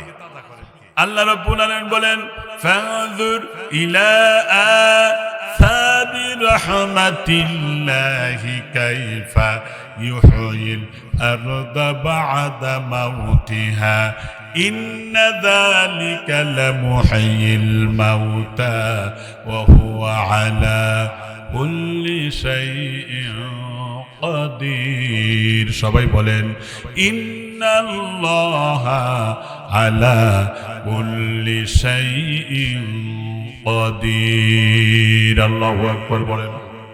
আল্লাহর অনুগ্রহের ফল সম্বন্ধে চিন্তা করো। পৃথিবীর মাটিকে আল্লাহ তাআলা কিভাবে জিন্দা করেন। চৈত্র বৈশাখ মাসে যখন ফসল বুনলেও হয় না, আল্লাহ মরা জমিনকে আকাশ থেকে বৃষ্টি নামায়া ওই জমিনকে তাজা বানায় দেয়, যাতে করে ফল ফ্রুট ফসলগুলো উৎপন্ন করে আমার বান্দারা খেয়ে আমার গোলামি করতে পারে। এই যে আপনারা ফসল বলেন, ধান বুনলেন, গম বুনলেন, এরপরে আপনি সরিষা বুনলেন, উল্টা পড়লো না কোন দিকে পড়লো কিন্তু আপনি তো জানেন না, পরে তো আপনি সোজা করেন না, শুধুমাত্র মাটি দিয়ে মই দিয়ে সুন্দর করে দিয়ে চলে যান আমার মুসলমান ভাইরা। কিন্তু আল্লাহর কসম, আমি একটা কিতাবে দেখেছি যে স্বয়ং আল্লাহ পাকের ফেরেশতারা পর্যন্ত ওই প্রত্যেকটা ফসল কিন্তু আবার সোজা করে দিয়া, যাতে কুশিগুলো যাতে উপরের দিকে উঠতে পারে, নিচে না যায়। নিচে গেলে তো হবে না, আমার বান্দারা খাবে কি? আল্লাহ শুকরিয়া আদায় করবে। উপরের দিকে ফেরেশতারা উঠতে সাহায্য করে। এরপরে দেখবেন একটা ধান থেকে একটা সোপা হয়, এক একটা শীষে শত শত ধান হয়, কারণ এগুলো আল্লাহ তাআলা দেন মানুষকে খেয়ে যাতে বেঁচে থাকে। আল্লাহ শুকরিয়া আদায় করে। আল্লাহ পাক বলেন শুধু তাই না, ওয়াল্লাহুল্লাযী আরসালা রিয়াহা তুসিরু সাহাবান ফাসুকনাহু ইলা বালাদাতিন মাইয়িতিন ফাআওহাইনা বিহিল আরদা বা'দা মাউতিহা। আল্লাহু আকবার। আমি আল্লাহ রাব্বুল আলামিন সমুদ্রের লবণাক্ত পানিগুলোকে বাষ্পীয় আকারে উত্থিত করে মেঘমালায় পরিণত করি, বাতাসকে হুকুম করি, বাতাস উড়ায় নিয়ে যায়। যেখানে আমি আল্লাহ হুকুম করি এখানে গুড়ি গুড়ি বৃষ্টি নাম, জমিনকে তাজা বানা। আমার নির্দেশে গুড়ি গুড়ি বৃষ্টি হয়ে জমিনকে ফার্টিলাইজার যুক্ত করে দেয়। আমি আল্লাহ মানুষকে সুস্থ রাখার জন্য, ভালো রাখার জন্য সব ব্যবস্থা আমি আল্লাহ করে দিয়েছি। সুবহানাল্লাহ। আল্লাহ যদি এত কিছু করে তাহলে আল্লাহর কি করলাম আল্লাহ? আর এই কয়জন মানুষ একটু শীত পড়ছে তাই কোরআনে মাহফিলে বসতে পারলাম না। ধন্যবাদ আপনাদেরকে, অসংখ্য মোবারকবাদ আপনাদেরকে। শীতের মধ্যে আপনারা বসে আছেন। আল্লাহ এই মানুষকে জাহান্নামের আগুনে দিও না, বলেন আমিন। কারণ কোরআনের মর্যাদা দিয়েছেন আপনারা, আল্লাহ আপনাদের মর্যাদা বাড়িয়ে দিবেন। সুবহানাল্লাহ। প্রিয় ভাইরা আমার, এজন্য কি করে মানুষ অস্বীকার করে? কাইফা তাকফুরুনা বিল্লাহ, কি করে আল্লাহকে অস্বীকার করতে পারে? ওয়া কুনতুম আমওয়াতান, তুমি তো ছিলে মৃত্যু, এরপরে ফাআহইয়াকুম, আমি আল্লাহ আবার জীবিত করেছি। সুম্মা ইউমীতুকুম, আবার তোমাকে মৃত্যু দান করব। সুম্মা ইউহয়ীকুম, আবার তাদা করব। সুম্মা ইলাইহি তুরজাউন, তারপর আমি আল্লাহর কাছে আবার ফিরে আনবো, বিচারের সম্মুখীন করব। সেদিন কই যাবে মিয়া? ওয়া কুনতুম আমওয়াতান, তুমি ছিলে নিষ্প্রাণ, ফাআহইয়াকুম, আমি আল্লাহ তোমাকে জিন্দা করলাম। সুম্মা ইউমীতুকুম, আমি তোমাকে মৃত্যু দেব। সুম্মা ইউহয়ীকুম, আবার আমি জিন্দা করব। সুম্মা ইলাইহি তুরজাউন, তোমাদের সকলকে আমার কাছে ফিরে আসতেই হবে। চিন্তা করছেন আল্লাহ কতগুলো কথা, কত সুন্দর। তোমরা কেন পরকালকে অস্বীকার করো? আল্লাহ তাও বললেন একটি সূরার মধ্যে, ওয়া কুন কুনতুম في ريب من البعث فإنا خلقناكم من تراب তোমরা যদি পরকল্পনা স্বীকার করো, কিভাবে করো চিন্তা করো। তুমি নিষ্প্রাণ ছিলে, সেই মাটি দিয়ে আমি তৈরি করেছি। আল্লাহ পাক বলেন আলাম ইয়াকুনু তুফাতাম মিন মানিয়ুমনা, তুমি কি মাতৃগর্ভে নিক্ষিপ্ত এক ফোঁটা বীর্য ছিলে না? তুমি কি মাতৃগর্ভে নিক্ষিপ্ত এক ফোঁটা বীর্য ছিলে না? সুম্মা কানা আলাকাতান ফাখালাকা ফাসাওয়া, এরপর তোমাকে জমাট রক্তে মাংস পিণ্ডিত করলাম, তারপরে আমি আল্লাহ সুন্দরভাবে তোমাকে ট্রাকচার তৈরি করলাম, বডি তৈরি করে দিলাম, ছাউনি বানায় দিলাম। তবে শুনে রাখো ফাজআলা মিনহু যাওজাইনিজ যাকারা ওয়াল উনসা, মাতৃগর্ভের ভেতরে এক পুত্র সন্তান অথবা কন্যা সন্তান, দুনিয়ার কারোর হাত ছিল না, আমি আল্লাহ রব্বুল আলামিনের হাত ছিল। জোরে বলেন সুবহানাল্লাহ। কি করে অস্বীকার করো? আল্লাহ পাক বলছেন কি করে তুমি অস্বীকার করো? তুমি ছিলে একেবারে এক ফোঁটা বীর্য, তারপর আমি এক ফোঁটা রক্তে পরিণত করলাম, গোশত বানালাম, হিউম্যান বডি করলাম, ট্রাকচার করলাম। সুতরাং শুধু তাই না, আল্লাহ পাক আরো বললেন, কি বললেন দেখেন, যে আমি আল্লাহ তোমাদেরকে এমন ভাবে মায়ের রেহেমের মধ্যে ঢুকায়া সেখানে সুরক্ষিত করে রাখলাম, যেখানে জার্ম ঢোকার কায়দা নাই, জীবাণু ঢোকার কায়দা নাই, সেখানে কোনো অসুখ ঢোকার কোনো কায়দা নাই। শুধু তাই না, তুমি দুনিয়াতে আসার আগেই আমি তোমার খাদ্য রিজার্ভ করে রেখেছি, মায়ের স্তনে দুধ রেখেছি। সুবহানাল্লাহ পড়েন। তুমি যখন দুনিয়াতে চলে আসলা, ওই সময় হাড্ডি খাইতে পারবা না, শক্ত জিনিস খাইতে পারবা না, তুমি কথা বলতে পারবা না, ম্যা ম্যা প্যা প্যা করে কান্না ছাড়া কোনো তোমার বুদ্ধি নাই। কিন্তু তুমি যখন ম্যা আর প্যা করে কান্দো, তোমার মায়ের দিনের মধ্যে শিলের মতো বিদ্ধে করে দেয় আমি আল্লাহ, যাতে করে মোহাব্বত করে তোমাকে কোলে করে নিয়ে আবার দুধ দেয়। তুমি তো শক্ত জিনিস খেতে পারো না, তোমার জন্য এমন দুধের ব্যবস্থা করে রেখেছি, যেই দুধ ওর মধ্যে একেবারে কোনো রোগ জীবাণু নাই, বরঞ্চ রোগের প্রতিষেধক সে হিসাবে মায়ের দুধ আমি দিয়েছি। আর এই মায়ের স্তনের বোটার মধ্যে একটা নাই, দুইটা না, 32টা ছিদ্র করে দিয়েছে। একটা ছিদ্র করে দিলেই তো পারতেন, 32টা ছিদ্র কেন করে দিলেন? তার মানে আল্লাহ পাক বলেন যে এই বান্দা, বিজ্ঞানরা প্রমাণ করেছে, যদি একটা যদি জায়গা দিয়ে টান মারতো, দুধ বেশি এসে কচি কণ্ঠ আটকে যেত, মারা যেতে পারে। এই জন্য 32টা ছিদ্র করে দিয়েছি। টান দেওয়ার কারণে প্রত্যেকটা ছিদ্র দিয়ে আস্তে করে দুধ এনে তোমার গলা ভিজিয়ে দিয়ে বাঁচিয়ে রাখার দায়িত্ব আমি আল্লাহ নিজে নিয়েছি। সুবহানাল্লাহ, সুবহানাল্লাহ। নত হয়ে আসে মাথা, ঠিক কিনা? নত হয়ে আসে মাথা আল্লাহ শুকরিয়ার জন্য। বান্দা তুই আমারে কেন সেজদা দিস না? মুসলমান ভাইরা আমার খুব ভালো করে বুঝবেন, আমি আপনাদের সকলের জ্ঞাতার্থে বলবো, এখন যেই আলোচনা আমি নিয়েছি, আমি যদি এগুলো বলতে যাই তাহলে অনেক লম্বা করা লাগবে, কিন্তু 2-1 দিন ব্যাপী ওয়াজ দিলে তো হবে না। এখন আমি বলবো আপনাদের সামনে, যুবকেরা, আমাদের উপরে দায়িত্ব আছে সন্তানের জন্য। পিতা মাতার যে হক আছে 14টা, একটা একটা করে ভালো করে মনে করে রাখেন। 1 নম্বর হলো পিতা মাতার প্রতি অত্যন্ত শ্রদ্ধাশীল হওয়া। খুব খেয়াল করবেন এই পয়েন্টগুলো, আমি লম্বা করবো না, খুব খেয়াল করবেন। 1 নম্বর পিতা মাতার প্রতি অত্যন্ত শ্রদ্ধাশীল হওয়া, প্রত্যেকটা সন্তানের জন্য শ্রদ্ধাশীল হওয়া। মানে বাপ মা হলো শ্রদ্ধার পাত্র, ঠিক কিনা? তুমি একটা কথা মনে রাখো যুবক ভাই, তোমাদের পায়ে ধরে বলি, তুমি তোমার মা বাপকে যদি বাইপাস করো, বরণ পোষণ না করো, মা বাপকে শ্রদ্ধা না করো, সম্মান না করো, তুমি যদি মা বাবার সাথে অসম্মানজনক আচরণ করো, ধমক দিয়ে কথা বলো, রূঢ়তা আচরণ করো, কসম আল্লাহ, তুমি বাপ মার বরণ পোষণ না করে তুমি একটা মসজিদ বানাইলা, মাদ্রাসা বানা দিলা, তুমি বারবার হজ করলা, তোমাকে কাবা ঘরের নিচে যদি দাফনও করা হয়, বাপ মা যদি অসন্তোষ থাকে, কসম আল্লাহ, জান্নাত পাওয়ার কোনো সুযোগ নাই, কোনো সুযোগ নাই। এখনকার ছেলেমেলে বিয়ে করেই না বাপ মা বাসি হয়ে যায়, বাপ মার মনেই করে না বাপ মাকে। না, ভাঙ্গা বাড়ি কিন্তু ভালো, এই গ্রাম অনেক ভালো, আবার তা আবার হাসে কি করবো। হ্যাঁ, মুসলমান ভাইরা আমার, তার একটা দলিল দিয়া দেয়। নবীজি বলেছেন রগিমা আনফু, রাগামা ইউ রগিম, এই যে আনফুন মানে নাক, আর রগামা মানে ধুলা। আরবে যখন বিচার হইতো জানেন, এই বিচারে ঠেকে গেলে তাকে নাক শেষ দেওয়াইতো। তার মানে সমাজের মান সম্মান ধ্বংস হয়ে গেল না। এই জন্য নবী বলেন ওই ব্যক্তি ধ্বংস হোক। নবী কিন্তু বদদোয়া করতেছেন, 3 বার বললেন। এক সাহাবী বলেন মান কিলা ইয়া রাসূলুল্লাহ, কার ধ্বংসের জন্য বদদোয়া করতেছেন?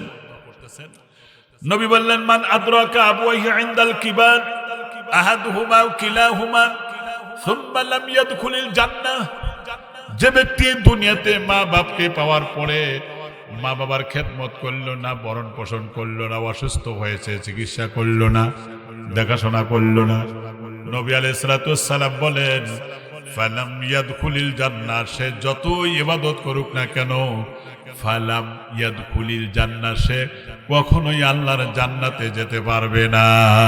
কারণ বাপ মার খেদমত করা এটাও ফরজ দায়িত্ব। এটা কার হুকুম বলেন তো দেখি? আল্লাহ পাক বলেন ওয়াকাদা রাব্বুকা আল্লা তা'বুদু ইল্লা ইয়্যাহু ওয়া বিল ওয়ালিদাইনি ইহসানা, তোমার প্রতিপালক আল্লাহ আদেশ করেছেন তোমরা তাকে ভিন্ন অন্য কারণ ইবাদত করো না। 2 নম্বরে আল্লাহর পরে পিতামাতার খেদমত করো। আল্লাহ বললেন ইম্মা ইয়াবুলুগান্না ইনদাকাল কিবারু আহাদুহুমা আও কিলাহুমা ফালা তাকুল লাহুমা উফফিন ওয়ালা তানহারহুমা ওয়া কুল লাহুমা কওলান কারীমা। আল্লাহু আকবার। আল্লাহ পাক বলেন পিতামাতার উত্তম আচরণ করুন। তাদের একজন কিংবা উভয়জন যদি দুনিয়াতে বিদায় হয় অথবা বার্ধক্যে উপনীত হয়, তাদের উদ্দেশ্য কখনো তোমরা ধমক দিয়ে কথা বলো না। এ কথা কে বললেন বলেন তো দেখি? ধমক দেওয়া কথা বলো না তোমরা, এমনকি চোখ মোটা করে কথা বলো না, চোখ রাঙায় কথা বলো না, এমনকি পারবো না এমন কথা বলো না। বরং তুমি যখন কথা বলবা অত্যন্ত বিনয়ের সাথে বলবা। কারণ তুমি তোমার মা বাবার জন্য দোয়া করো, নামাজের পরে যে কোনো মুহূর্তে মা বাবার জন্য দোয়া করো। আল্লাহ পাক দোয়াটা শিখিয়ে দিলেন, আমার সাথে পড়েন রব্বির হামহুমা কামা রব্বায়ানি সগীরা। আবার পড়েন রব্বির হামহুমা কামা রব্বায়ানি সগীরা।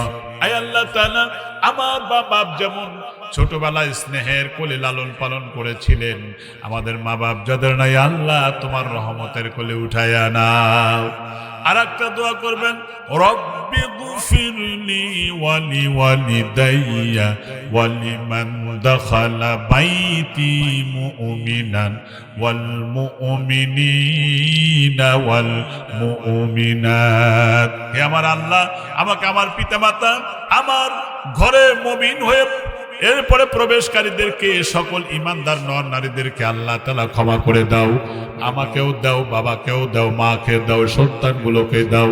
সুতরাং এই দোয়া যখন বান্দা করতে থাকে, আমার আল্লাহ পাক ফেরেশতাদেরকে ডাক দেয়া বলেন ফেরেশতারা দেখো আমার বান্দা দেখে নাই অথচ আমার কাছে সাহায্য চাইতেছে, তোমরা সাক্ষী থাকো আমি আল্লাহ ওদেরকে মাফ করে দিলাম। আল্লাহু আকবার। শুধু তাই না আমার ভাইরা, প্রিয় ভাইরা আমার, আল্লাহ পাক কিভাবে দেখেন ওয়াসাইনাল ইনসানা বিওয়ালিদাইহি, আমি মানুষকে তার পিতামাতা সম্পর্কে আদেশ করছি। কে বলতেছে? আদেশ করছি। কি আদেশ? হামালাতুহু উম্মুহু ওয়াহানান আলা ওয়াহানিউ ওয়া ফিসালুহু ফি আমাইন। তোমার মা এত কষ্টের পর কষ্ট করেছেন যে মায়ের পেটের মধ্যে তুমি ছিলে, মায়ের পেটে আঘাত দিয়েছো, তুমি লাথি মেরেছো, নড়াচড়া করেছো, তোমার মা ঠিক মতো খাবার খেতে পারে নাই, বমি করে ফেলে দিয়েছে, গত রাত্রে ঘুমাইতে পারে নাই তোমার মা। এরপরে আসল দিয়া বারবার চোখ বুঝতেন তোমার মা। যেদিন তোমার মায়ের ডেলিভারি হয়ে গেল, ওই সময় এক একটা আঘাত যেন কলিজা সেরা ব্যথা লেগেছিল। ভুক্তভোগী মা ছাড়া কেউ জানে না, ঠিক কিনা জোরে বলেন।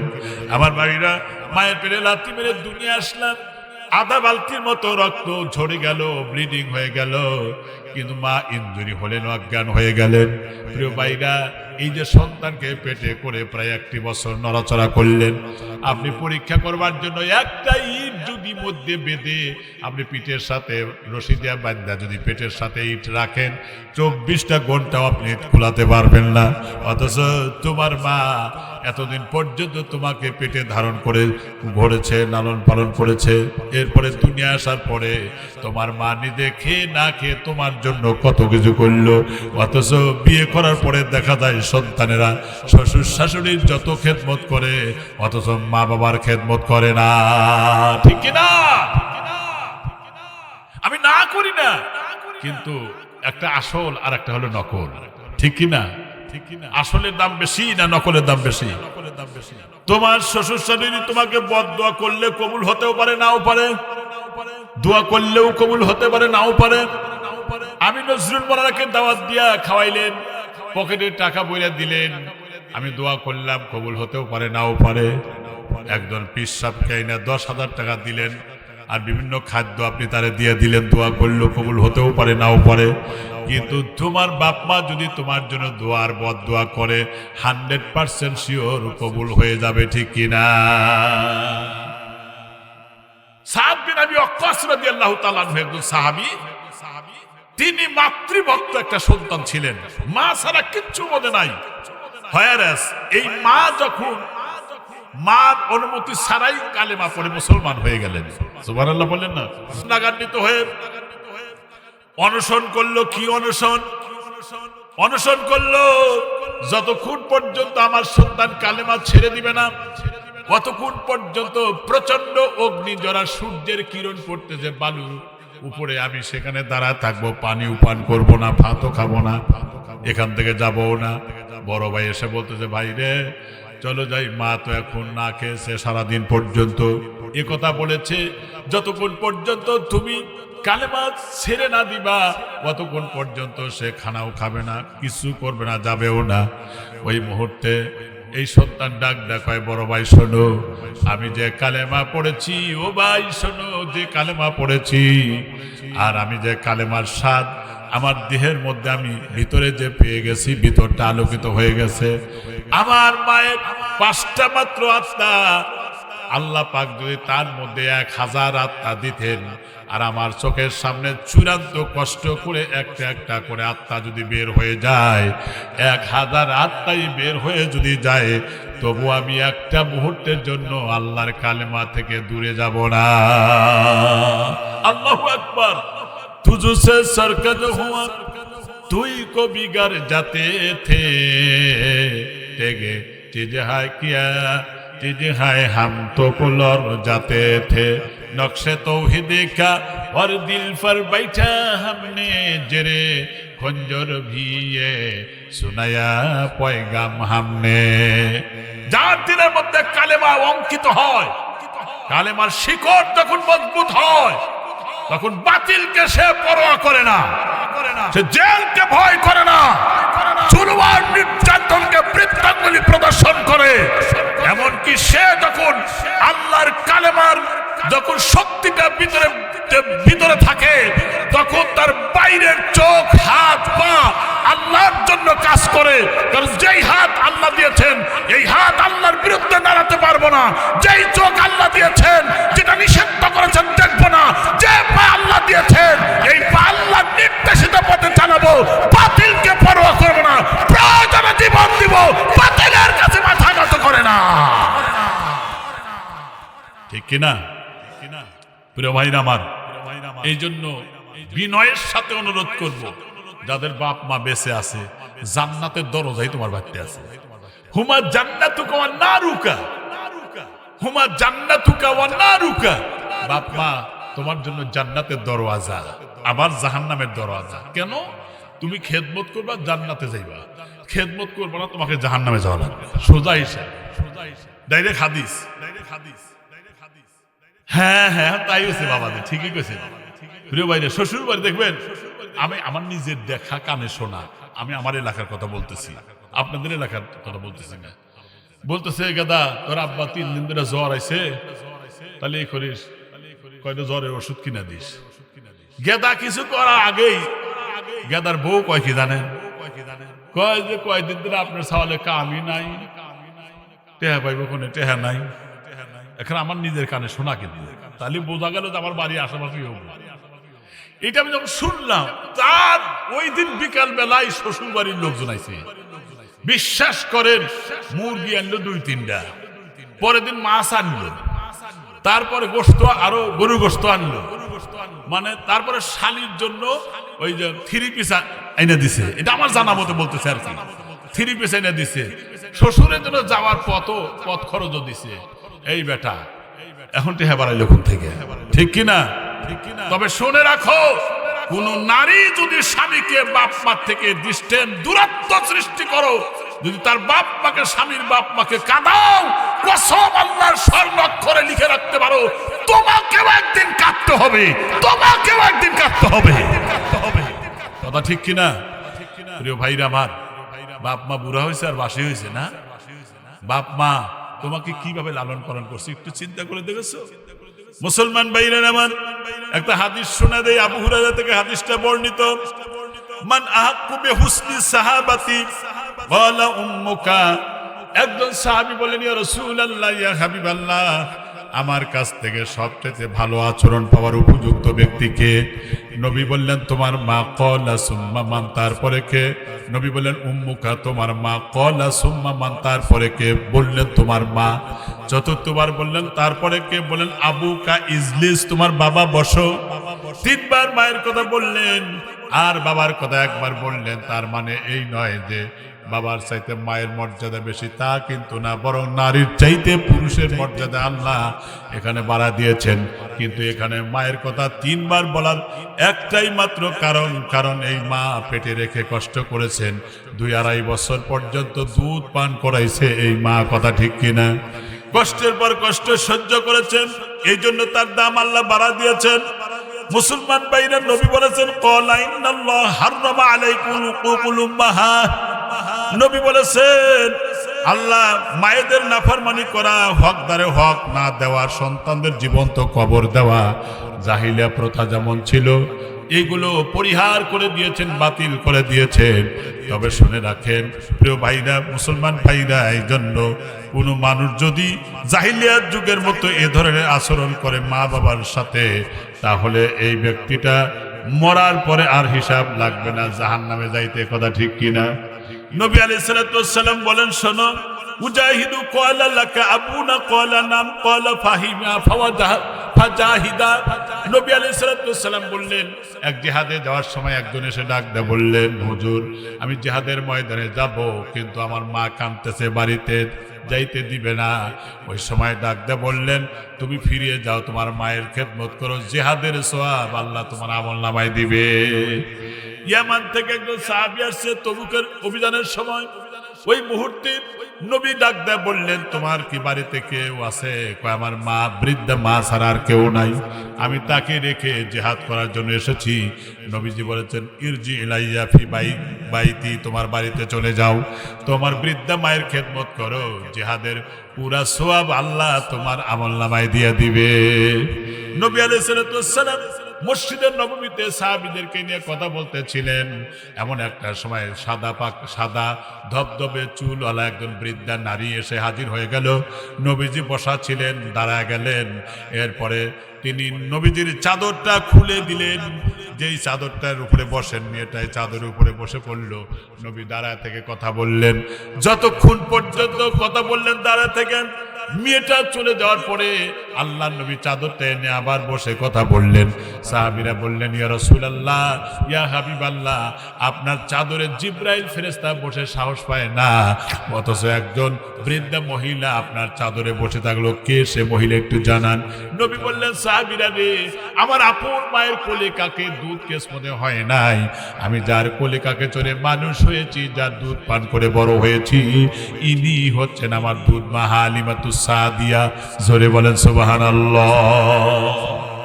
আবার ভাইরা, নবীজি মায়ের খেদমত করে প্রমাণ করলেন, জান্নাতে যাওয়ার জন্য মায়ের খেদমতের বিকল্প কোনো পথ নাই, বাবার খেদমতের বিকল্প কোনো পথ নাই। আমার ভাইরা, ইব্রাহিম নবীর কথা তো আমার মুফতি সাহেব বলেই দিয়েছেন, কিন্তু আরেকটা কথা আমি আপনাদের জানা দেই। যেমন ওয়াইস কুরিনের নাম আপনারা শুনেছেন, আমার ভাইরা ও করণ দেশের ইয়ামানের করণের তার বাড়ি, কিন্তু ওই সময় নবীজি কিন্তু বেঁচে ছিলেন। নবী যে জায়গায় থাকেন সেখান থেকে তিনি 100 মাইল দূরে থাকতেন। ইচ্ছা করলে তিনি কিন্তু তার রসুলের সাথে দেখা করে সাহাবী হওয়ার সৌভাগ্য অর্জন করতে পারতেন। উনি তো আর সাহাবী না, উনি হলো তাবি। ভাইরাবাদ, এরপরে তিনি একদিন মায়ের অনুমতি নিয়ে বললেন, মা একটু নবীকে দেখতে চাই। কই যাও, কিন্তু নবী যদি বাড়িতে না থাকে দেরি করো না, তুমি চলে আসো, কখন আমার কি হয়ে যায়। ওই মুহূর্তে কয় ঠিক আছে, চলে গেলেন তিনি।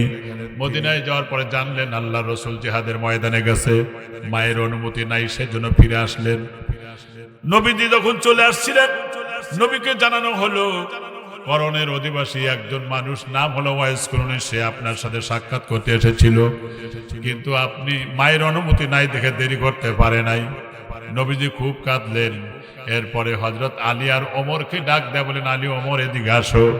আলী ওমরকে ডেকে বললেন, আমার একটা জুব্বা আমি তোমাদের কাছে দিয়ে রাখলাম, আমি নবী যেদিন দুনিয়া থেকে বিদায় হয়ে যাব, এই জুব্বাটা সেই ওয়াইস কুরনি নামক ব্যক্তির কাছে দিবা আর বলবা নবীজি বলেছে, নবীজির এই জুব্বা পরিহিত অবস্থায় তুমি আল্লাহর নবীর উম্মতের জন্য আর তোমাদের জন্য দোয়া চাইবা।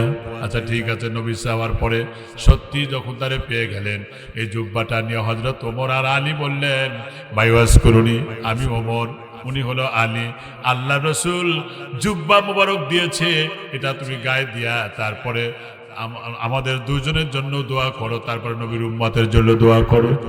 ওই মুহূর্তে ওয়াইস কুরনি ডাকতে বললেন, আমার চাইতে দোয়ার যোগ্যতা আপনাদেরই তো বেশি, কারণ আপনারা স্বয়ং নবীর কাছে থেকেছেন, নবীকে দেখেছেন, আমি তো তারে দেখি না। ওই মুহূর্তে বলেন এটা নবীর নির্দেশ। তারপরে সেই জুব্বাটা গায়ে দিলেন, সেজদার মধ্যে পড়ে গেলেন। আবার বাইরে দীর্ঘ সময় ধরে মাথা উত্তোলন করে না, না না কোনোভাবে উত্তোলন করে না। কিন্তু হযরত আলী যখন একটু হাত দিয়ে একটু ধাক্কা মারলেন, আমরা তো চলে যাব, তার ধ্যান ভেঙে গেল।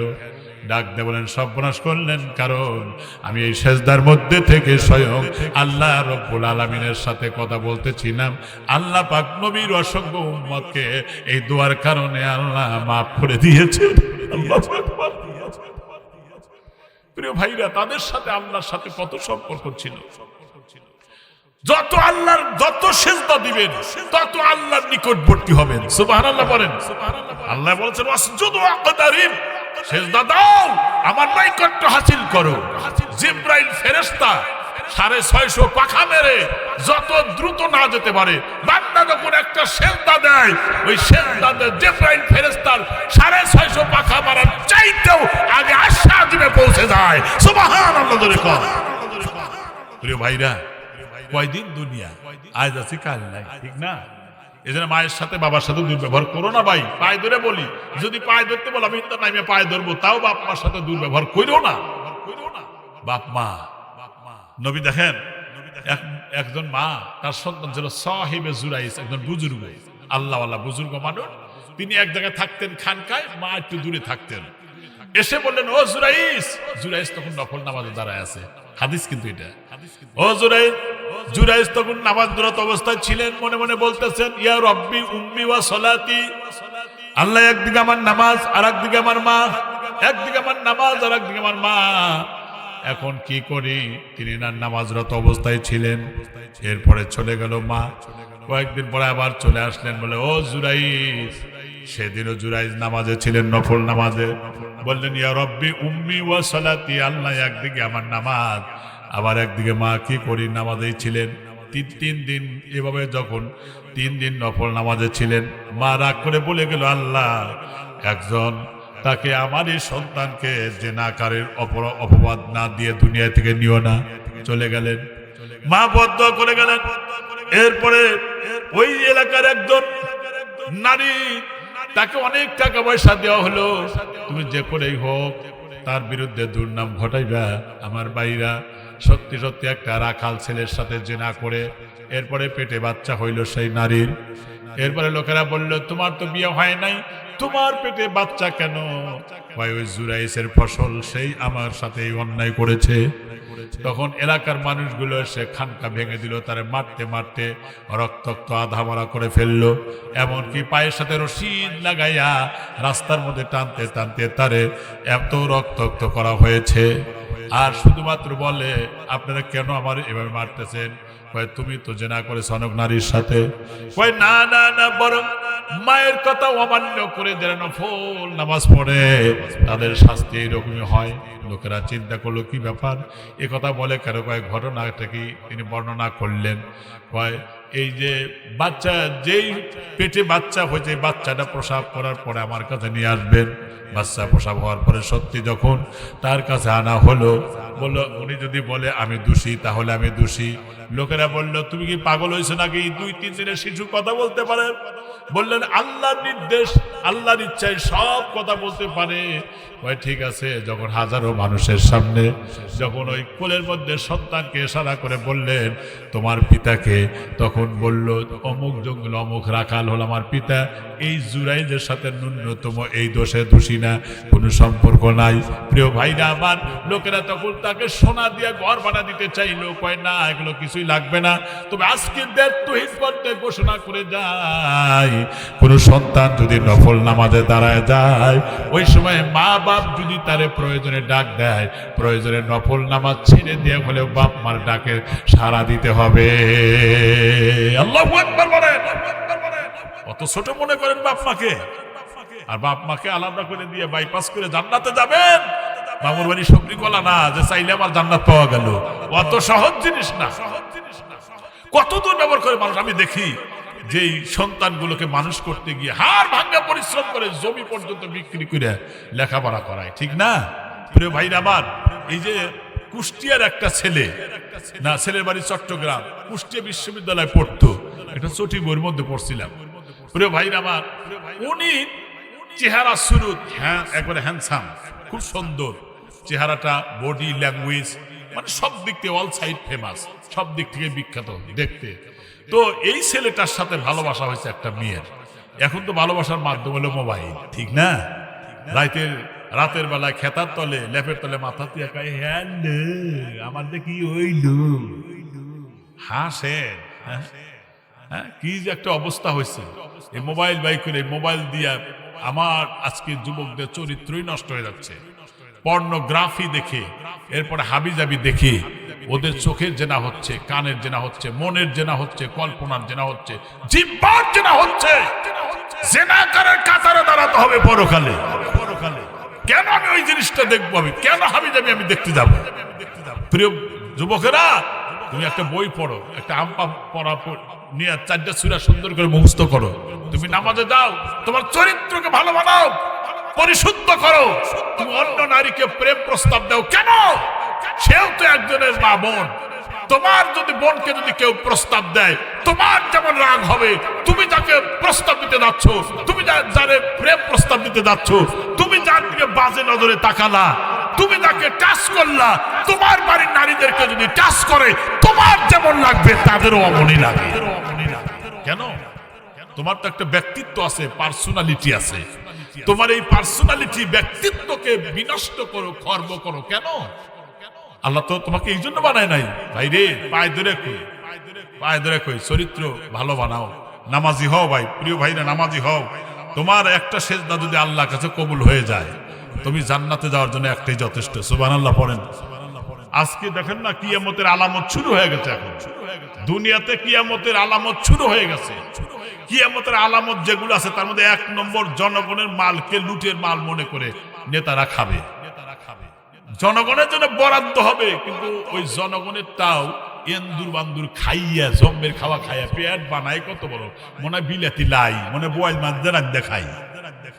হ্যাঁ, আশ্চর্য হয়ে যায়। জনগণ তোমাকে ক্ষমতা দিচ্ছে। বিশ্বাস করেন, যাকে আপনি ভোট দিয়ে নেতা বানাইবেন, সে যদি চুরি করে, সে যদি 5 টাকাও চুরি করে, 2.5 টাকা চোরের বাঘ আপনিও, কারণ আপনার ভোটে সে নির্বাচিত হয়েছে। এই জন্য চোরকে, ডাকাতকে, জালেমকে, সন্ত্রাসকে কখনো সমর্থন একজন ইমানদার দিতে পারে না, ঠিক কিনা? আপনারা কি মন খারাপ করলেন? আমি তো কারণ নির্বাচন করার জন্য এখানে আসিনি, আমি যেটা সঠিক কথা সেটা বলে দিলাম। 2 নম্বর হলো আমানতের খেয়ানত করবে।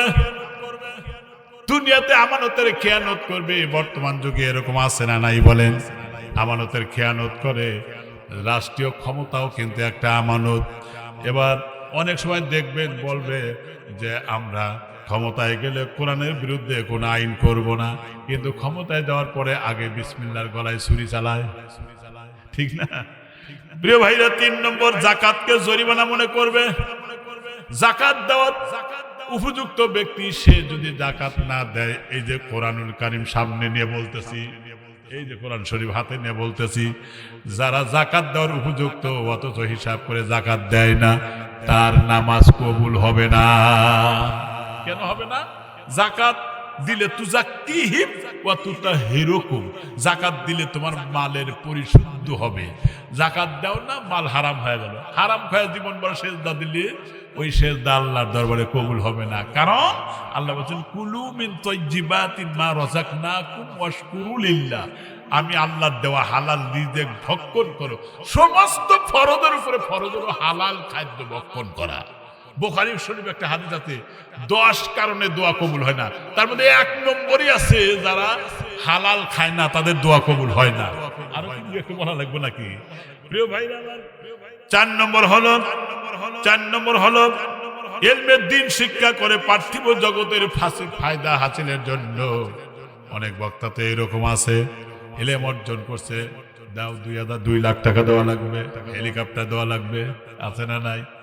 1 লক্ষ টাকা, তাও আবার আগে যদি পেইড না করো তাহলে আসা সম্ভব হবে না। আমার কাছে একজন এই কথা বলছিল যে আগে টাকা না দিলে আমার গাড়ির চাকাই ঘুরবো না। আমার কাছেও এই কথা, আমি দাওয়াত দিতে গিয়া এই কথা আমার কাছে শোনাইছিল। প্রিয় ভাই রে, আসলে হেদায়েত কি করে হয় মানুষ বলেন? যাই কইকে ব্যাখ্যায় যাব না এখন। 5 নম্বর হলো পুরুষেরা স্ত্রীর কথা মতো চলবে, যা করবো তাই শুনবে। স্ত্রী যা বলবে তাই শুনবে, কিন্তু বাপ মার কথা ওই রকম গুরুত্ব থাকবে না। সন্তানেরা ওয়াক্কা উম্মুহু, মায়ের অবাধ্য হবে, ওয়া জাফা আবাহু, বাবার কথা শুনবে না, কিন্তু বোর কথা খুব শুনবে।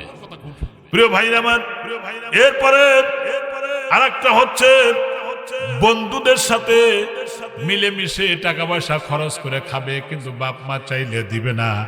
8 নম্বর নিজের পিতার খবর নিবে না। 9 নম্বর হলো দুনিয়াতে মসজিদের দুনিয়াবি কথাবার্তা বলবে। আজকে দেখেন মসজিদে ঢুকেও দুনিয়াবি যত কথা আলাপ আলোচনা হয়, ঠিক কিনা? এটা কিন্তু কিয়ামতের আলামত।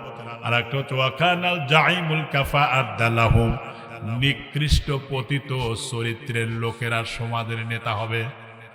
বুখারী হাদিস কিন্তু বলতে পারে। 10 নম্বর হলো ফাসিকরা সমাজের নেতৃত্ব দিবে।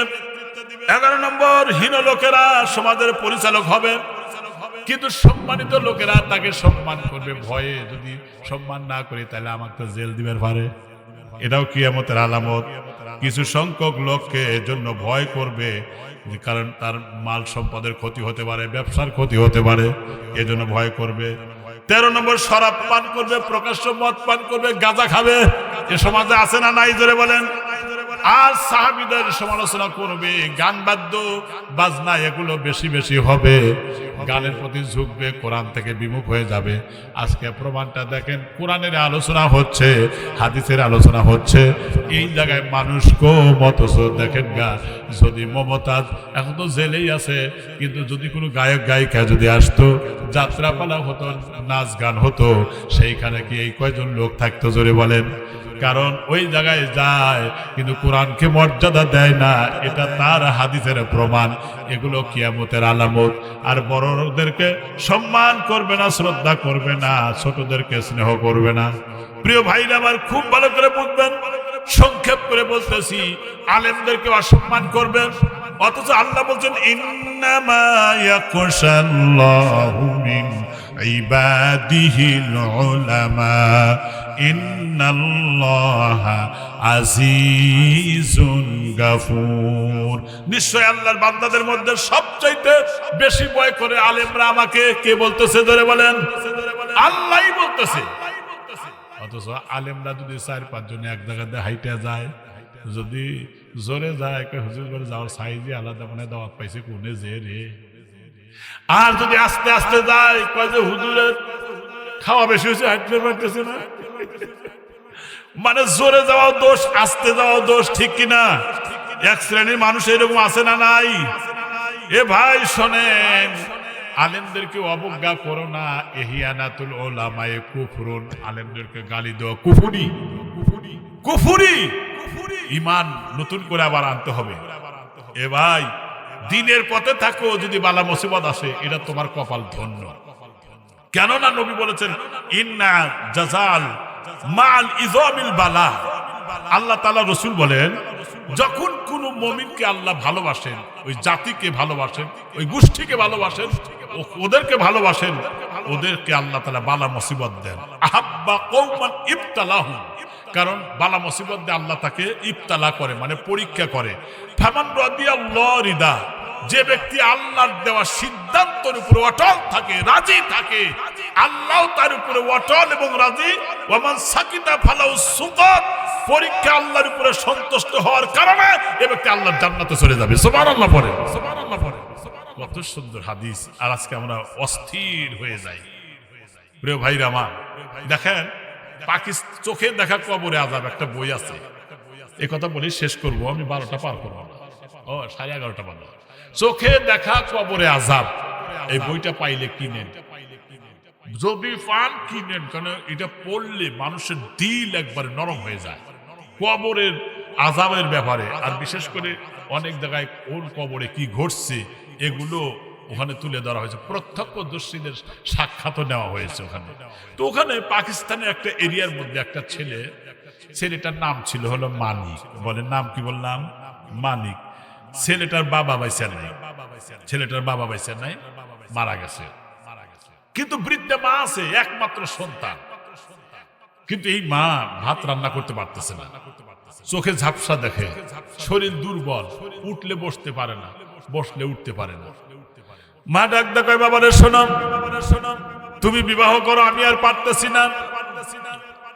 ছেলেটা বন্ধু বান্ধবদের সাথে আলাপ আলোচনা করে বিবাহ করলো। মেয়েটার নাম হলো বিউটি। নাম কি? বিউটি খাতুন। চেহারা অত্যন্ত সুন্দর, অনিন্দনীয় সুন্দর, কিন্তু ব্যবহারটা একবারে রং। এক ধরনের ফল আগে দেখছি গাছে, বাইরে সুন্দর, ভিতরে ছাই। হ্যাঁ ঠিক বুঝছেন, মাখাম ফল। এইরকমই তার আচরণ, বাইরে সুন্দর কিন্তু ভিতরটা অত্যন্ত নষ্ট। কেন বললাম? শাশুড়ি শুধুমাত্র বলছে, বৌমা এই সংসার করতে গিয়া তোমার শ্বশুর আর আমার কত পরিশ্রম গেছে, এগুলো অপচয় করো না, এগুলো সৎ আচরণ করো, তাহলে তোমরা দীর্ঘদিন খেতে পারবে, আল্লাহ তাআলা বরকত দিবে। কারণ কখন কোন পরীক্ষা আসে বলা যায় না, কথা ঠিক কিনা ধরে বলেন। কারণ আমার ভাইরা, দুনিয়ার তো পরীক্ষা, ছাত্ররা যখন পরীক্ষা দেয়, আমার ভাইরা যদি লেখাপড়া ভালো করে তাহলে পাশ করে উপরে ক্লাসে যায়, আর যদি না করে ফেল করে, ঠিক কিনা? আল্লাহ তো আমাদের পরীক্ষা করবেন না, করবেন না। আল্লাহ পাক বলছেন সূরা আনকাবুতে, আহাসিবান নাসু আইয়ুতরাকু আইয়াকুলু আমান্না ওয়া হুম লা ইউফতানুন। আল্লাহু আকবার বলেন। আল্লাহ পাক বলেন, কি বলেন, মানুষেরা কি মনে করেছেন আমরা ঈমান এনেছি, এ কথা বললেই কি তাকে ছেড়ে দেওয়া হবে? ওয়া হুম লা ইউফতানুন, তাদেরকে কি আমি আল্লাহ পরীক্ষা করব না? পরীক্ষা যে করবেন তার পরের আয়াতে দেখেন আল্লাহ বলেন, ওয়ালাকাদ ফাতান্নাল্লাযীনা মিন ক্বাবলিহিম ফালা ইয়ালামান্নাল্লাহুল্লাযীনা সাদাকু ওয়া লা ইয়ালামান্নাল কাযিবিন। আল্লাহু আকবার। ফাতান্নাল্লাযীনা মিন ক্বাবলিহিম, শোনো, পরীক্ষা করা হয়েছে ইতিপূর্বেও, তোমাদেরকেও পরীক্ষা করা হবে। ঈমানের দাবিতে কারা সত্যবাদী আর কারা মিথ্যাবাদী, এটা আমি আল্লাহ পরীক্ষা করব। মুমিনের জীবনে যদি দুঃখ দিয়া, দৈন্যতা দিয়া, ক্ষুধা দিয়া, দারিদ্রতা দিয়া, ওয়ালা নাবলুওয়ান্নাকুম বিশাইইম মিনাল খাউফি ওয়াল জু ওয়া নাকসিম মিনাল আমওয়ালি ওয়াল আনফুসি ওয়াস সামারাত ওয়া বাশশিরিস সাবিরিন। আল্লাহ পাক বলেন, আমি ক্ষুধা দিয়া, দরিদ্রতা দিয়া, জানমালের ক্ষয়ক্ষতি দিয়া, এগুলো দিয়া পরীক্ষা করব, তারপরে যদি তোমরা পাশ করো জান্নাতের সুসংবাদ দিয়েছেন। আল্লাহ অন্য একটি আয়াতে বললেন, সূরা তাগাবুনের 11 নম্বর আয়াতে আল্লাহ পাক বললেন, মা আসাবা মিন মুসিবাতিন ইল্লা বিইذنিল্লাহ, আমি আল্লাহর নির্দেশ ছাড়া মুসিবত আসে না। ওয়া মান ইউমিন বিল্লাহ ইয়াহদি ক্বাবলা ওয়াল্লাহু বিকুল্লি শাইইন আলিম। আমি মানুষকে, আমি আল্লাহ পাক ইমানদারদেরকে বালা মুসিবত দিয়া পরীক্ষা করে দেখি, পরীক্ষার পরে আমি আল্লাহ তার ঈমান আরো বাড়ায়া দেই। আল্লাহ সূরা মুলুকে বললেন, কি বললেন দেখেন পরীক্ষার ব্যাপারে, আল্লাযী খালাকাল মাউতা ওয়াল হায়াতা লিয়াবলুয়াকুম আইয়ুকুম আহসানু আমালা। আল্লাহ পাক বলেন, হায়াত আর মউতের উদ্ভাবক আমি পরীক্ষা করে দেখতে চাই কারা আমলের দিকে উৎকৃষ্ট। আল্লাহ পাক বলেন, ওয়ালা ফি আনফুসিকুম ইল্লা ফি কিতাবিল্লাহ। আল্লাহু আকবার বলেন, সব কিছুই তো আমি আল্লাহ লিপিবদ্ধ করে রাখবো, সংরক্ষণ করে রাখবো। বান্দা কি করো তুমি, আলোতে কি করো, অন্ধকারে কি করো? এ ভাই পায়ে ধরে বলে যাই, এই যে মানুষ দেখা যায় নামাজ পড়তে যায়, নফল পড়ে না, কেন পড়েন না? একটা নফল আপনি ছেড়ে দিয়েন না। যদি আপনার নফল আপনার ফরজে ঘাটতি হয়ে যায়, আল্লাহ পাক খুঁজে দেখবেন ওর নফল আছে নাকি, ওটা এনে ফরজে রূপান্তরিত করে আল্লাহ আপনাকে ঘাটতি পূরণ করে মাফ করে জান্নাত দিয়ে দিবেন। আপনি খুঁটে খুঁটে নফল পড়বেন, আপনি তাহাজ্জুদের নামাজ পড়বেন। আল্লাহ বলেছেন আর 4টা গুণ সম্পূর্ণ মানুষ হওয়া দরকার। আল্লাহ পাক কি বলেন, আস-সাবিরিনা ওয়াস-সাদিকিনা ওয়াল কানিতিনা ওয়াল মুনফিকিনা ওয়াল মুস্তাগফিরিনা বিল আসহার। 1 নম্বর হলো সাবিরিন হতে হবে, তার মানে ধৈর্যশীল হতে হবে, এটা ইমানদারের গুণ। 2 নম্বর সাদিকিন, সত্যবাদী হতে হবে। ওয়াল কানিতিন, আল্লাহ পাকের আনুগত্য বান্দা হওয়া লাগবে। ওয়াল মুস্তাগফিরিনা বিল আসহার, শেষ রাতের কান্না আল্লাহ পাকের কাছে দারুণ পছন্দ। রাসূল বললেন, মান সাল্লা রাকাতাইন ফাদাখালাল জান্নাহ হাত্তা ইয়াশুত্তু লাবানুল গনাম। 2 রাকাত নামাজ যদি তুমি পড়ো, 4 রাকাত নামাজ যদি তুমি পড়ো, যে নামাজ পড়তে একটা ছাগলের দুধ দহন করতে যে সময় লাগে না, এত সময় লাগবে না, অথচ এই নফল নামাজ হলেও এটা তোমার জান্নাতে নিয়ে যাবে। আল্লাহু আকবার বলেন। এ ভাই কেন ছেড়ে দেন? আপনি ফজরের নামাজ জামাতে আদায় করেন, ফজরের পরে আপনি দোয়া দরুদ গুলো পড়েন, নবী যেভাবে দোয়াগুলো পড়েছেন এই দোয়াগুলো আপনি পড়েন, মাসনুন দোয়াগুলো পড়েন। এরপরে আপনি আওয়াবিন পড়েন, আপনি সাস্টের নামাজ পড়েন। যখন সুযোগ পাবেন, আপনি কত সময় নামাজ চলে গেছে, আপনি নামাজে দাঁড়ান, আপনি নামাজ পড়েন। আর প্রত্যেক দিন অন্তত 3 আয়াত যদি হয় কোরআন শরীফ পড়তেই থাকবেন, কারণ আপনার ঈমানি শক্তি বাড়া দেয় কোরআন তেলাওয়াতের কারণে। নবী বলেছেন, একটা আয়াত যদি কেউ তেলাওয়াত করে তাহলে একটা উট কোরবানির সওয়াব আল্লাহ তার আমলনামায় দিবেন। সুবহানাল্লাহ বলেন। সাহাবীরা বললেন, ও আল্লাহর পয়গম্বর, যদি 2টা আয়াত পড়ি, কয় 2 উট কোরবানির সওয়াব হবে। নবী বললেন, 10টা আয়াত যদি পড়ো 10টা উট কোরবানির সওয়াব হবে। আয়াতের সংখ্যা হবে যত, উটের সংখ্যা হবে তত, এত সওয়াব তোমার আমলনামায় হবে। আল্লাহ পাক বলছেন, কোরআন শরীফ তোমার রোগের শেফা। ওয়া নুনাজ্জিলু মিনাল কুরআনি মা হুয়া শিফাউ ওয়া রাহমাতুল লিল মুমিনিন ওয়া লা ইয়াজিদু যালিমিনা ইল্লা খাসারা। আমি কোরআনে এমন কিছু বিষয় নাজিল করেছি যা মুমিনের জন্য সুচিকিৎসা এবং রহমত স্বরূপ। জালেমদের কেবল ক্ষতি বৃদ্ধি করেন। যারা কোরআনকে সম্মান করে তাদেরকে আল্লাহ সম্মান বাড়া দেন। সুবহানাল্লাহ বলেন। ও মুসলমান ভাইরা রে, কোরআন যত পড়বেন, নবী আলাইহিস সালাতু ওয়াস সালাম কি সুন্দর করে বললেন, আল কোরআন শাফিউন মুশাফফা, কোরআন তেলাওয়াতকারীর পক্ষে কোরআন শরীফ সুপারিশ করবে।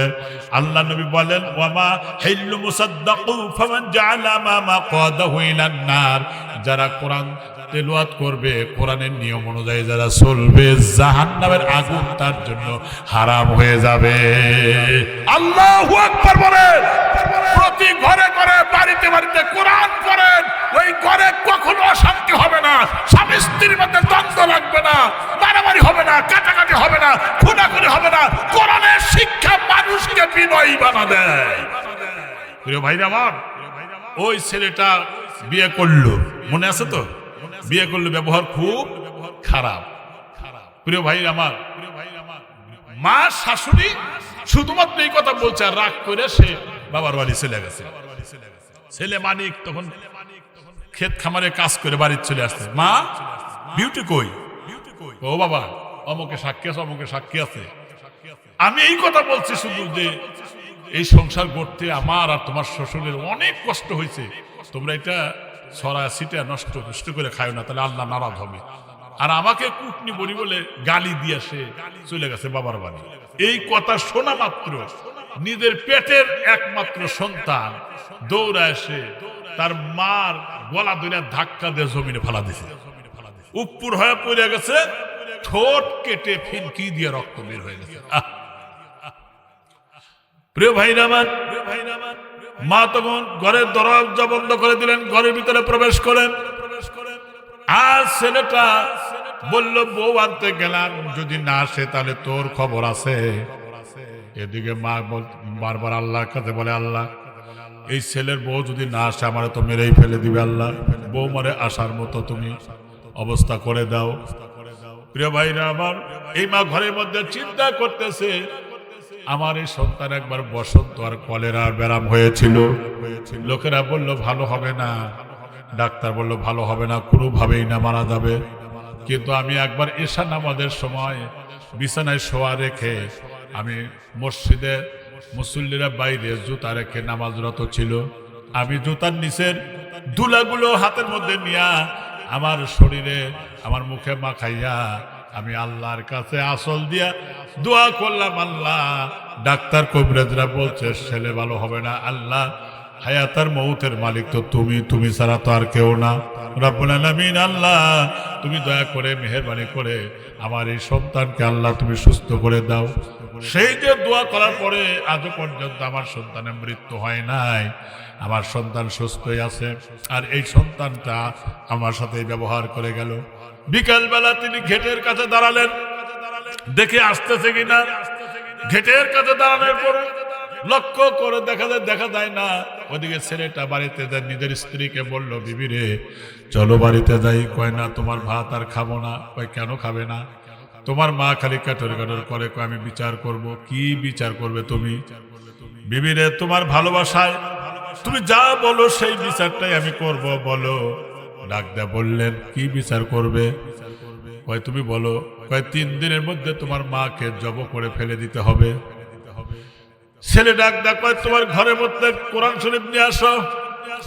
কোরআন শরীফ আনা হলো, হাতের মধ্যে নিয়ে শপথ করে বলল, বিবি রে 3 দিন লাগবে না, চলো যায়, আগামী কালকে সকালে আমার মাকে আমি দুনিয়া থেকে একবারে বিদায় করে দিব। খুশি মনে চলে আসতেছে। এদিকে মা দেখলো, যে দেখা যায় সূর্যের আলো আঙ্গুল দিয়ে আড়াল করে এভাবে দেখতেছিল, ওই যে আসতেছে, গেটের আড়াল হলেন। যেই মাত্র ঘরের মধ্যে গেটের মধ্যে প্রবেশ করলেন, আড়াল থেকে এসে শাশুড়ি মা ছেলের ওই বউর হাত জড়িয়ে ধরে কান্না বিজড়িত কণ্ঠে বললেন, বৌমা, সংসার তো তোমরাই করবে, আমি কয়দিন ইমান বাঁচবো, আমারে ক্ষমা করে দাও, আমি কোনোদিন আর বলবো না। ছেলে তারা ধাক্কা দিয়ে ফেলে দিয়ে ঠোঁট কেটে দিয়েছিল। সারাদিন পর্যন্ত মা খায় নাই, অথচ এই মায়ের ঝুঁটি ধরে ছেলের বউ ছেলের সামনে ফালায়া দিয়া আমার ভাইরা আবার ব্যথা দিল। ছেলেটা এবার ঘরের মধ্যে বউ নিয়ে গেল। সন্ধ্যার পরে সেই যে দরজা বন্ধ করে দিলেন, সারা রাত পর্যন্ত মেয়েটা কাঁদতেছে। আমার বাইরে এদিকে ঘরের মধ্যে ছুরি দাঁড় করাইতেছে আর এক ঘরে, এই ছুরি দিয়ে কালকে খতম করে দিবে। আবার বাইরা শেষ পর্যন্ত ফজরের নামাজের আজানের সময় হয়ে গেল। ওই ছেলেটা মানিক গিয়ে মায়ের দরজা নক করে, ও মা দরজা খোলো। দেখেন মা কি জিনিস, এত কষ্ট দেওয়ার পরে মা যখন একবার বলেছে তখন মায়ের হৃদয়টা ছুঁয়ে গেছে। না জানি আমার ছেলের মনে হয় পরিবর্তন হয়েছে, ভুল বুঝতে পেরেছে। কি হয়েছে বাবা বলো? দরজা খোলো। আমি দরজা খুলে দিলাম। মানিক দা বলল, মা খেতে যাব, আখের খেতে, কিন্তু এত সকালে বোঝা তুলে দেওয়ার মতো মানুষ পাওয়া যায় না, তুমি একটু চলো, সহযোগিতা করো। ঠিক আছে চলো। কিন্তু মানিকের বস্তার মধ্যে আছে ছুরি, মা তা জানে না। এবার খেতে আইলে মা বসে থাকলো, ছেলেটা আখের খেতে আখ কাটতেছে, বস্তা এক জায়গায় আছে। এবার ডানে ভাই সামনে বারবার তাকায়, সুযোগ করতে থাকে, না না সুযোগ পাওয়া যায় না। একবার দেখলো এরিয়া জুড়ে কোনো মানুষ নাই, জন নাই। এই মুহূর্তে তোর সুযোগ। মা অন্যমনস্ক হয়ে গ্রামের দিকে তাকিয়ে আছে। ওই মুহূর্তে বস্তার কাছে এসে ছুরিটা বের করলো, তীক্ষ্ণ ধারালো ছুরিটা বের করে পিছন দিক থেকে মায়ের কাছে আসতেছে, মায়ের গলায় লাগা একবার আলাদা করে দিবে। আমার ভাইরা, আর এক পা দুই পা আগালেই পারে তো মারে পেত। কেবলমাত্র এইভাবে ছুরিটা দুই হাত দিয়ে শূন্য করেছে, কিন্তু আর এক পা দু পা আগাবে না, না, বরং এই জমিনটা ম্যাগনেটের মতো ওই সন্তানের পাটা চুম্বকের মতো আটকে গেছে। এরপরে এই হাত দিয়ে কোপ মারবে, হাত নিচেও নামে না, উপরে ওঠে না। আল্লাহু আকবার বলেন। আমার ভাইরা এইভাবে ভয়ের কারণে চিৎকার মারলো। মা পিছনের দিকে তাকায়, দেখে আমার ছেলে আমারে মেরে ফেলবে। বুঝে ওঠার আগে দৌড়ালেন গ্রামের দিকে, গ্রামের দিকে দৌড় মেরেছেন। কিন্তু এই সন্তান মা মা বলে ডাকে, মা আবার পিছনে তাকায়, আবার দৌড়ায়। আশেপাশের লোকজন গুলো দৌড়ে আসলো। আসার সাথে সাথে দেখে যে নিচের দিকে ডেবে যাচ্ছে, মাটি তারে গিলে ফেলতেছে। আর উপরের দিকে তোলে তা ওঠে না। চোখে দেখা কবরে আযাব, এই বইটার লেখক হলো বিশ্ব বরেণ্য দায়ী মাওলানা তারিক জামিল। তার লেখা বইটার মধ্যে দেখলাম যে মানুষজন জড়ো হয়ে গেল, কিন্তু মাত্র আধা ঘন্টার ব্যবধানের মধ্যে ওই সন্তানটা মাটি তারে খেয়ে ফেলছে। মাকে সংবাদ দেওয়া হলো, মা আবার মায়া করে চলে আসলো। মা কান্নারত অবস্থায় ডাক দেওয়া, আমার ভাইরা, গ্রামবাসী, এলাকাবাসী, অন্তত পক্ষে আমার সন্তান মাটি গিলে ফেলেছে, অন্তত মাটিটা খনন করে সন্তানের লাশটা বের করো, বের করে তারপরে আমার সামনে দাফন কাফন করো। লোকেরা মাটি খনন করতে করতে পানি বের হয়। পাকিস্তানে আজও পর্যন্ত ওই বেয়াদব ছেলের মাথার চুলও খুঁজে পাওয়া যায় নাই। সেনবাঙ্গাবাড়ির যুবকেরা রে, তোমাদের পায়ে ধরে বলে গেলাম, জীবনে কখনো মা বাবার সাথে দুর্ব্যবহার করো না, কারণ তোমার সর্বনাশ হয়ে যাবে। আর তুমি যদি মা বাবার সাথে ভালো ব্যবহার করো, তাহলে আল্লাহু ইয়ারযুকু লিমান ইয়াশা ওয়াল্লাহু বিকুল্লি শাইইন আলিম। আল্লাহ পাক তোমার জন্য পার্সেল করে, আল্লাহ তোমার ভাগ্যের পরিবর্তন করে, আল্লাহ তোমার পরকালে জান্নাতে ঠিকানা দিবে। যে বাপ মাকে কষ্ট দিলে দুনিয়াতে তার কষ্ট হবে, রিজিকের অভাব হবে। কয়ে গেলাম, এক নম্বর পিতা মাতার প্রতি শ্রদ্ধাশীল হতে হবে, দুই নম্বর মনে প্রাণে ভালোবাসতে হবে, তিন নম্বর সর্বদা তাদেরকে মেনে চলতে হবে, চার নম্বর তাদের খেদমত করতে হবে, পাঁচ নম্বর তাদের প্রয়োজন পূর্ণ করতে হবে। নবী বলেছেন, দুনিয়াতে মা বাবার যদি একটা প্রয়োজন পূরণ করে দেয় কোনো সন্তান, তাহলে আল্লাহ এই দুনিয়াতেই তাকে 72টা প্রয়োজন পূরণ করে দিবে। 6 নম্বর, সব সময় সুখে আর শান্তিতে রাখার চেষ্টা করতে হবে। তুমি যেমন দামি পোশাক পরো, তুমি যেমন ভালো ল্যাব ব্যবহার করো, তোমার চেয়ে যদি খারাপ হয় তোমার মা বাবার, তাহলে আল্লাহর কাছে জবাবদিহি করতে পারবা না। বৃদ্ধা মা, শরীরের টেম্পারেচার নাই, রক্ত ঠান্ডা হয়ে গেছে, প্রয়োজনে রুম হিটারের ব্যবস্থা করে দাও। মাকে কষ্ট দিও না, বাবাকে কষ্ট দিও না।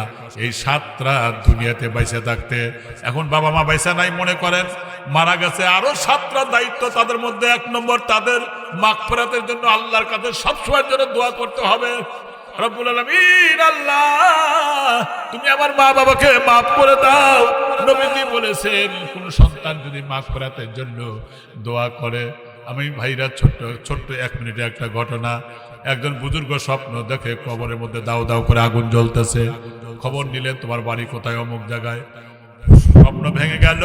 সেই বাড়িতে পরের দিন গেলেন, দেখলো ওই বাড়িওয়ালার একটা মাত্র মেয়ে আছে, নর্তকী, পরপুরুষের সাথে দেহ ব্যবসা করে। সুতরাং বললে, ও মা, তুমি তো পুকুরে গোসল করতেছো। পরিচয় নিয়ে বললো, গোসল করতে যাও, তোমার বাবা জাহান্নামের আগুনে দাও দাও করে জ্বলতেছে। ভাই কি করা লাগবে? কিছু দান খয়রাত করো, মাগফিরাত কামনা করো। ভাই আমার তো কিছুই নাই। এই বলে একচল পুকুরের পানি নিয়ে ঢেল মারছে শুকনার দিকে, এটা আমার দিলাম বাবাকে। ওই জায়গায় একটা ছোট্ট একটা পোকা পানির পিপাসার কারণে মারা যাইতেছিল। পানির ফোঁটা ওই জায়গায় পড়ার কারণে পানি পান করে তার জীবনটা সচল হয়ে গেল। এই পোকার দোয়ার কারণে পরবর্তী দিন স্বপ্নে দেখে ওই কবরের মধ্যে যেই লোকটা আযাব পাইতেছিল, এখন আর আযাব নাই। কোন সন্তান যদি মা বাবার জন্য দোয়া করো, কিছু দান খয়রাত করে, আল্লাহ পাক তোমার বাপ মাকে মাফ করে দিবেন। 2 নম্বর, সওয়াব পৌঁছাতে হবে। তেলাওয়াত করো, ভালো তেলাওয়াত করো, নামাজ পড়ো, আল্লাহর কাছে দোয়া করো, সওয়াব পৌঁছাও। 3 নম্বর, বাপ মা যাদের সাথে ওঠা বসা করতেন তাদের সাথে ভালো ব্যবহার করো, তাদের খোঁজ খবর রাখো। বাবার বন্ধুদেরকে দাওয়াত দিয়া নিয়া অন্তত একটা লুঙ্গি কিনা দাও, অথবা মায়ের বান্ধবীকে একটা শাড়ি কিনা দাও, তারা একটু খুশি হবে। হাত তুলে দোয়া করা লাগবে না। আর একটা হচ্ছে, মা বাপ যদি ঋণ করে কবরে যায়, ঋণ পরিশোধ করে দিতে হবে। শরীয়ত সম্মত কোনো ওসিয়ত করে যদি যায়, ওসিয়তটা পূরণ করতে হবে। আর সাধ্যমতো মাঝে মধ্যে কবরের কাছে গিয়ে কবর জিয়ারত করবা। এই জন্য ভাই, যাদের বাবা নাই, মা নাই, যাদের আপনজন নাই, কবরে চলে গেছে, প্রিয় ভাইরা, আমি বিগত কয়েকদিন আগে আপনাদের এই গ্রামে এসেছিলাম। সেখানেও প্রায় 1002 টাকার মতো উঠেছিল। আমার মাদ্রাসায়, যেই মাদ্রাসা আমার, এই মাদ্রাসায় আগামী 22 তারিখে মাহফিল। সুতরাং অন্তত 6টা ছেলে পাগড়ি নেবে। অন্তত এই মুহূর্তে কোনো প্রেশার ক্রিয়েট করব না। আমার ওস্তাদ মরহুম মাওলানা আহমদুল্লাহ, উনি যেখানে কালেকশন নাই সেখানে কিছু টাকা পয়সা নিয়েছে মাদ্রাসায় দিতে। আমাকেও তাই বলে গেছে, এগুলো দেখো। প্রিয় ভাইরা আমার, এই মাদ্রাসার জন্য যারা বাপ মা নাই, আপনজন নাই, কারণ না কেউ দুনিয়া থেকে বিদায় হয়ে গেছে, পকেটে হাত দিয়া 10, 20 টাকা, 50 টাকা, 100 টাকা যার যা আছে, আমার মাদ্রাসার জন্য একটু দিতেন। ভাই, ছোট ভাই একদম দাঁড়াও তো, তোমরা ভিতরে দাঁড়াও। আমি দোয়া করবো আল্লাহ পাক যেন এই দানের খাতিরে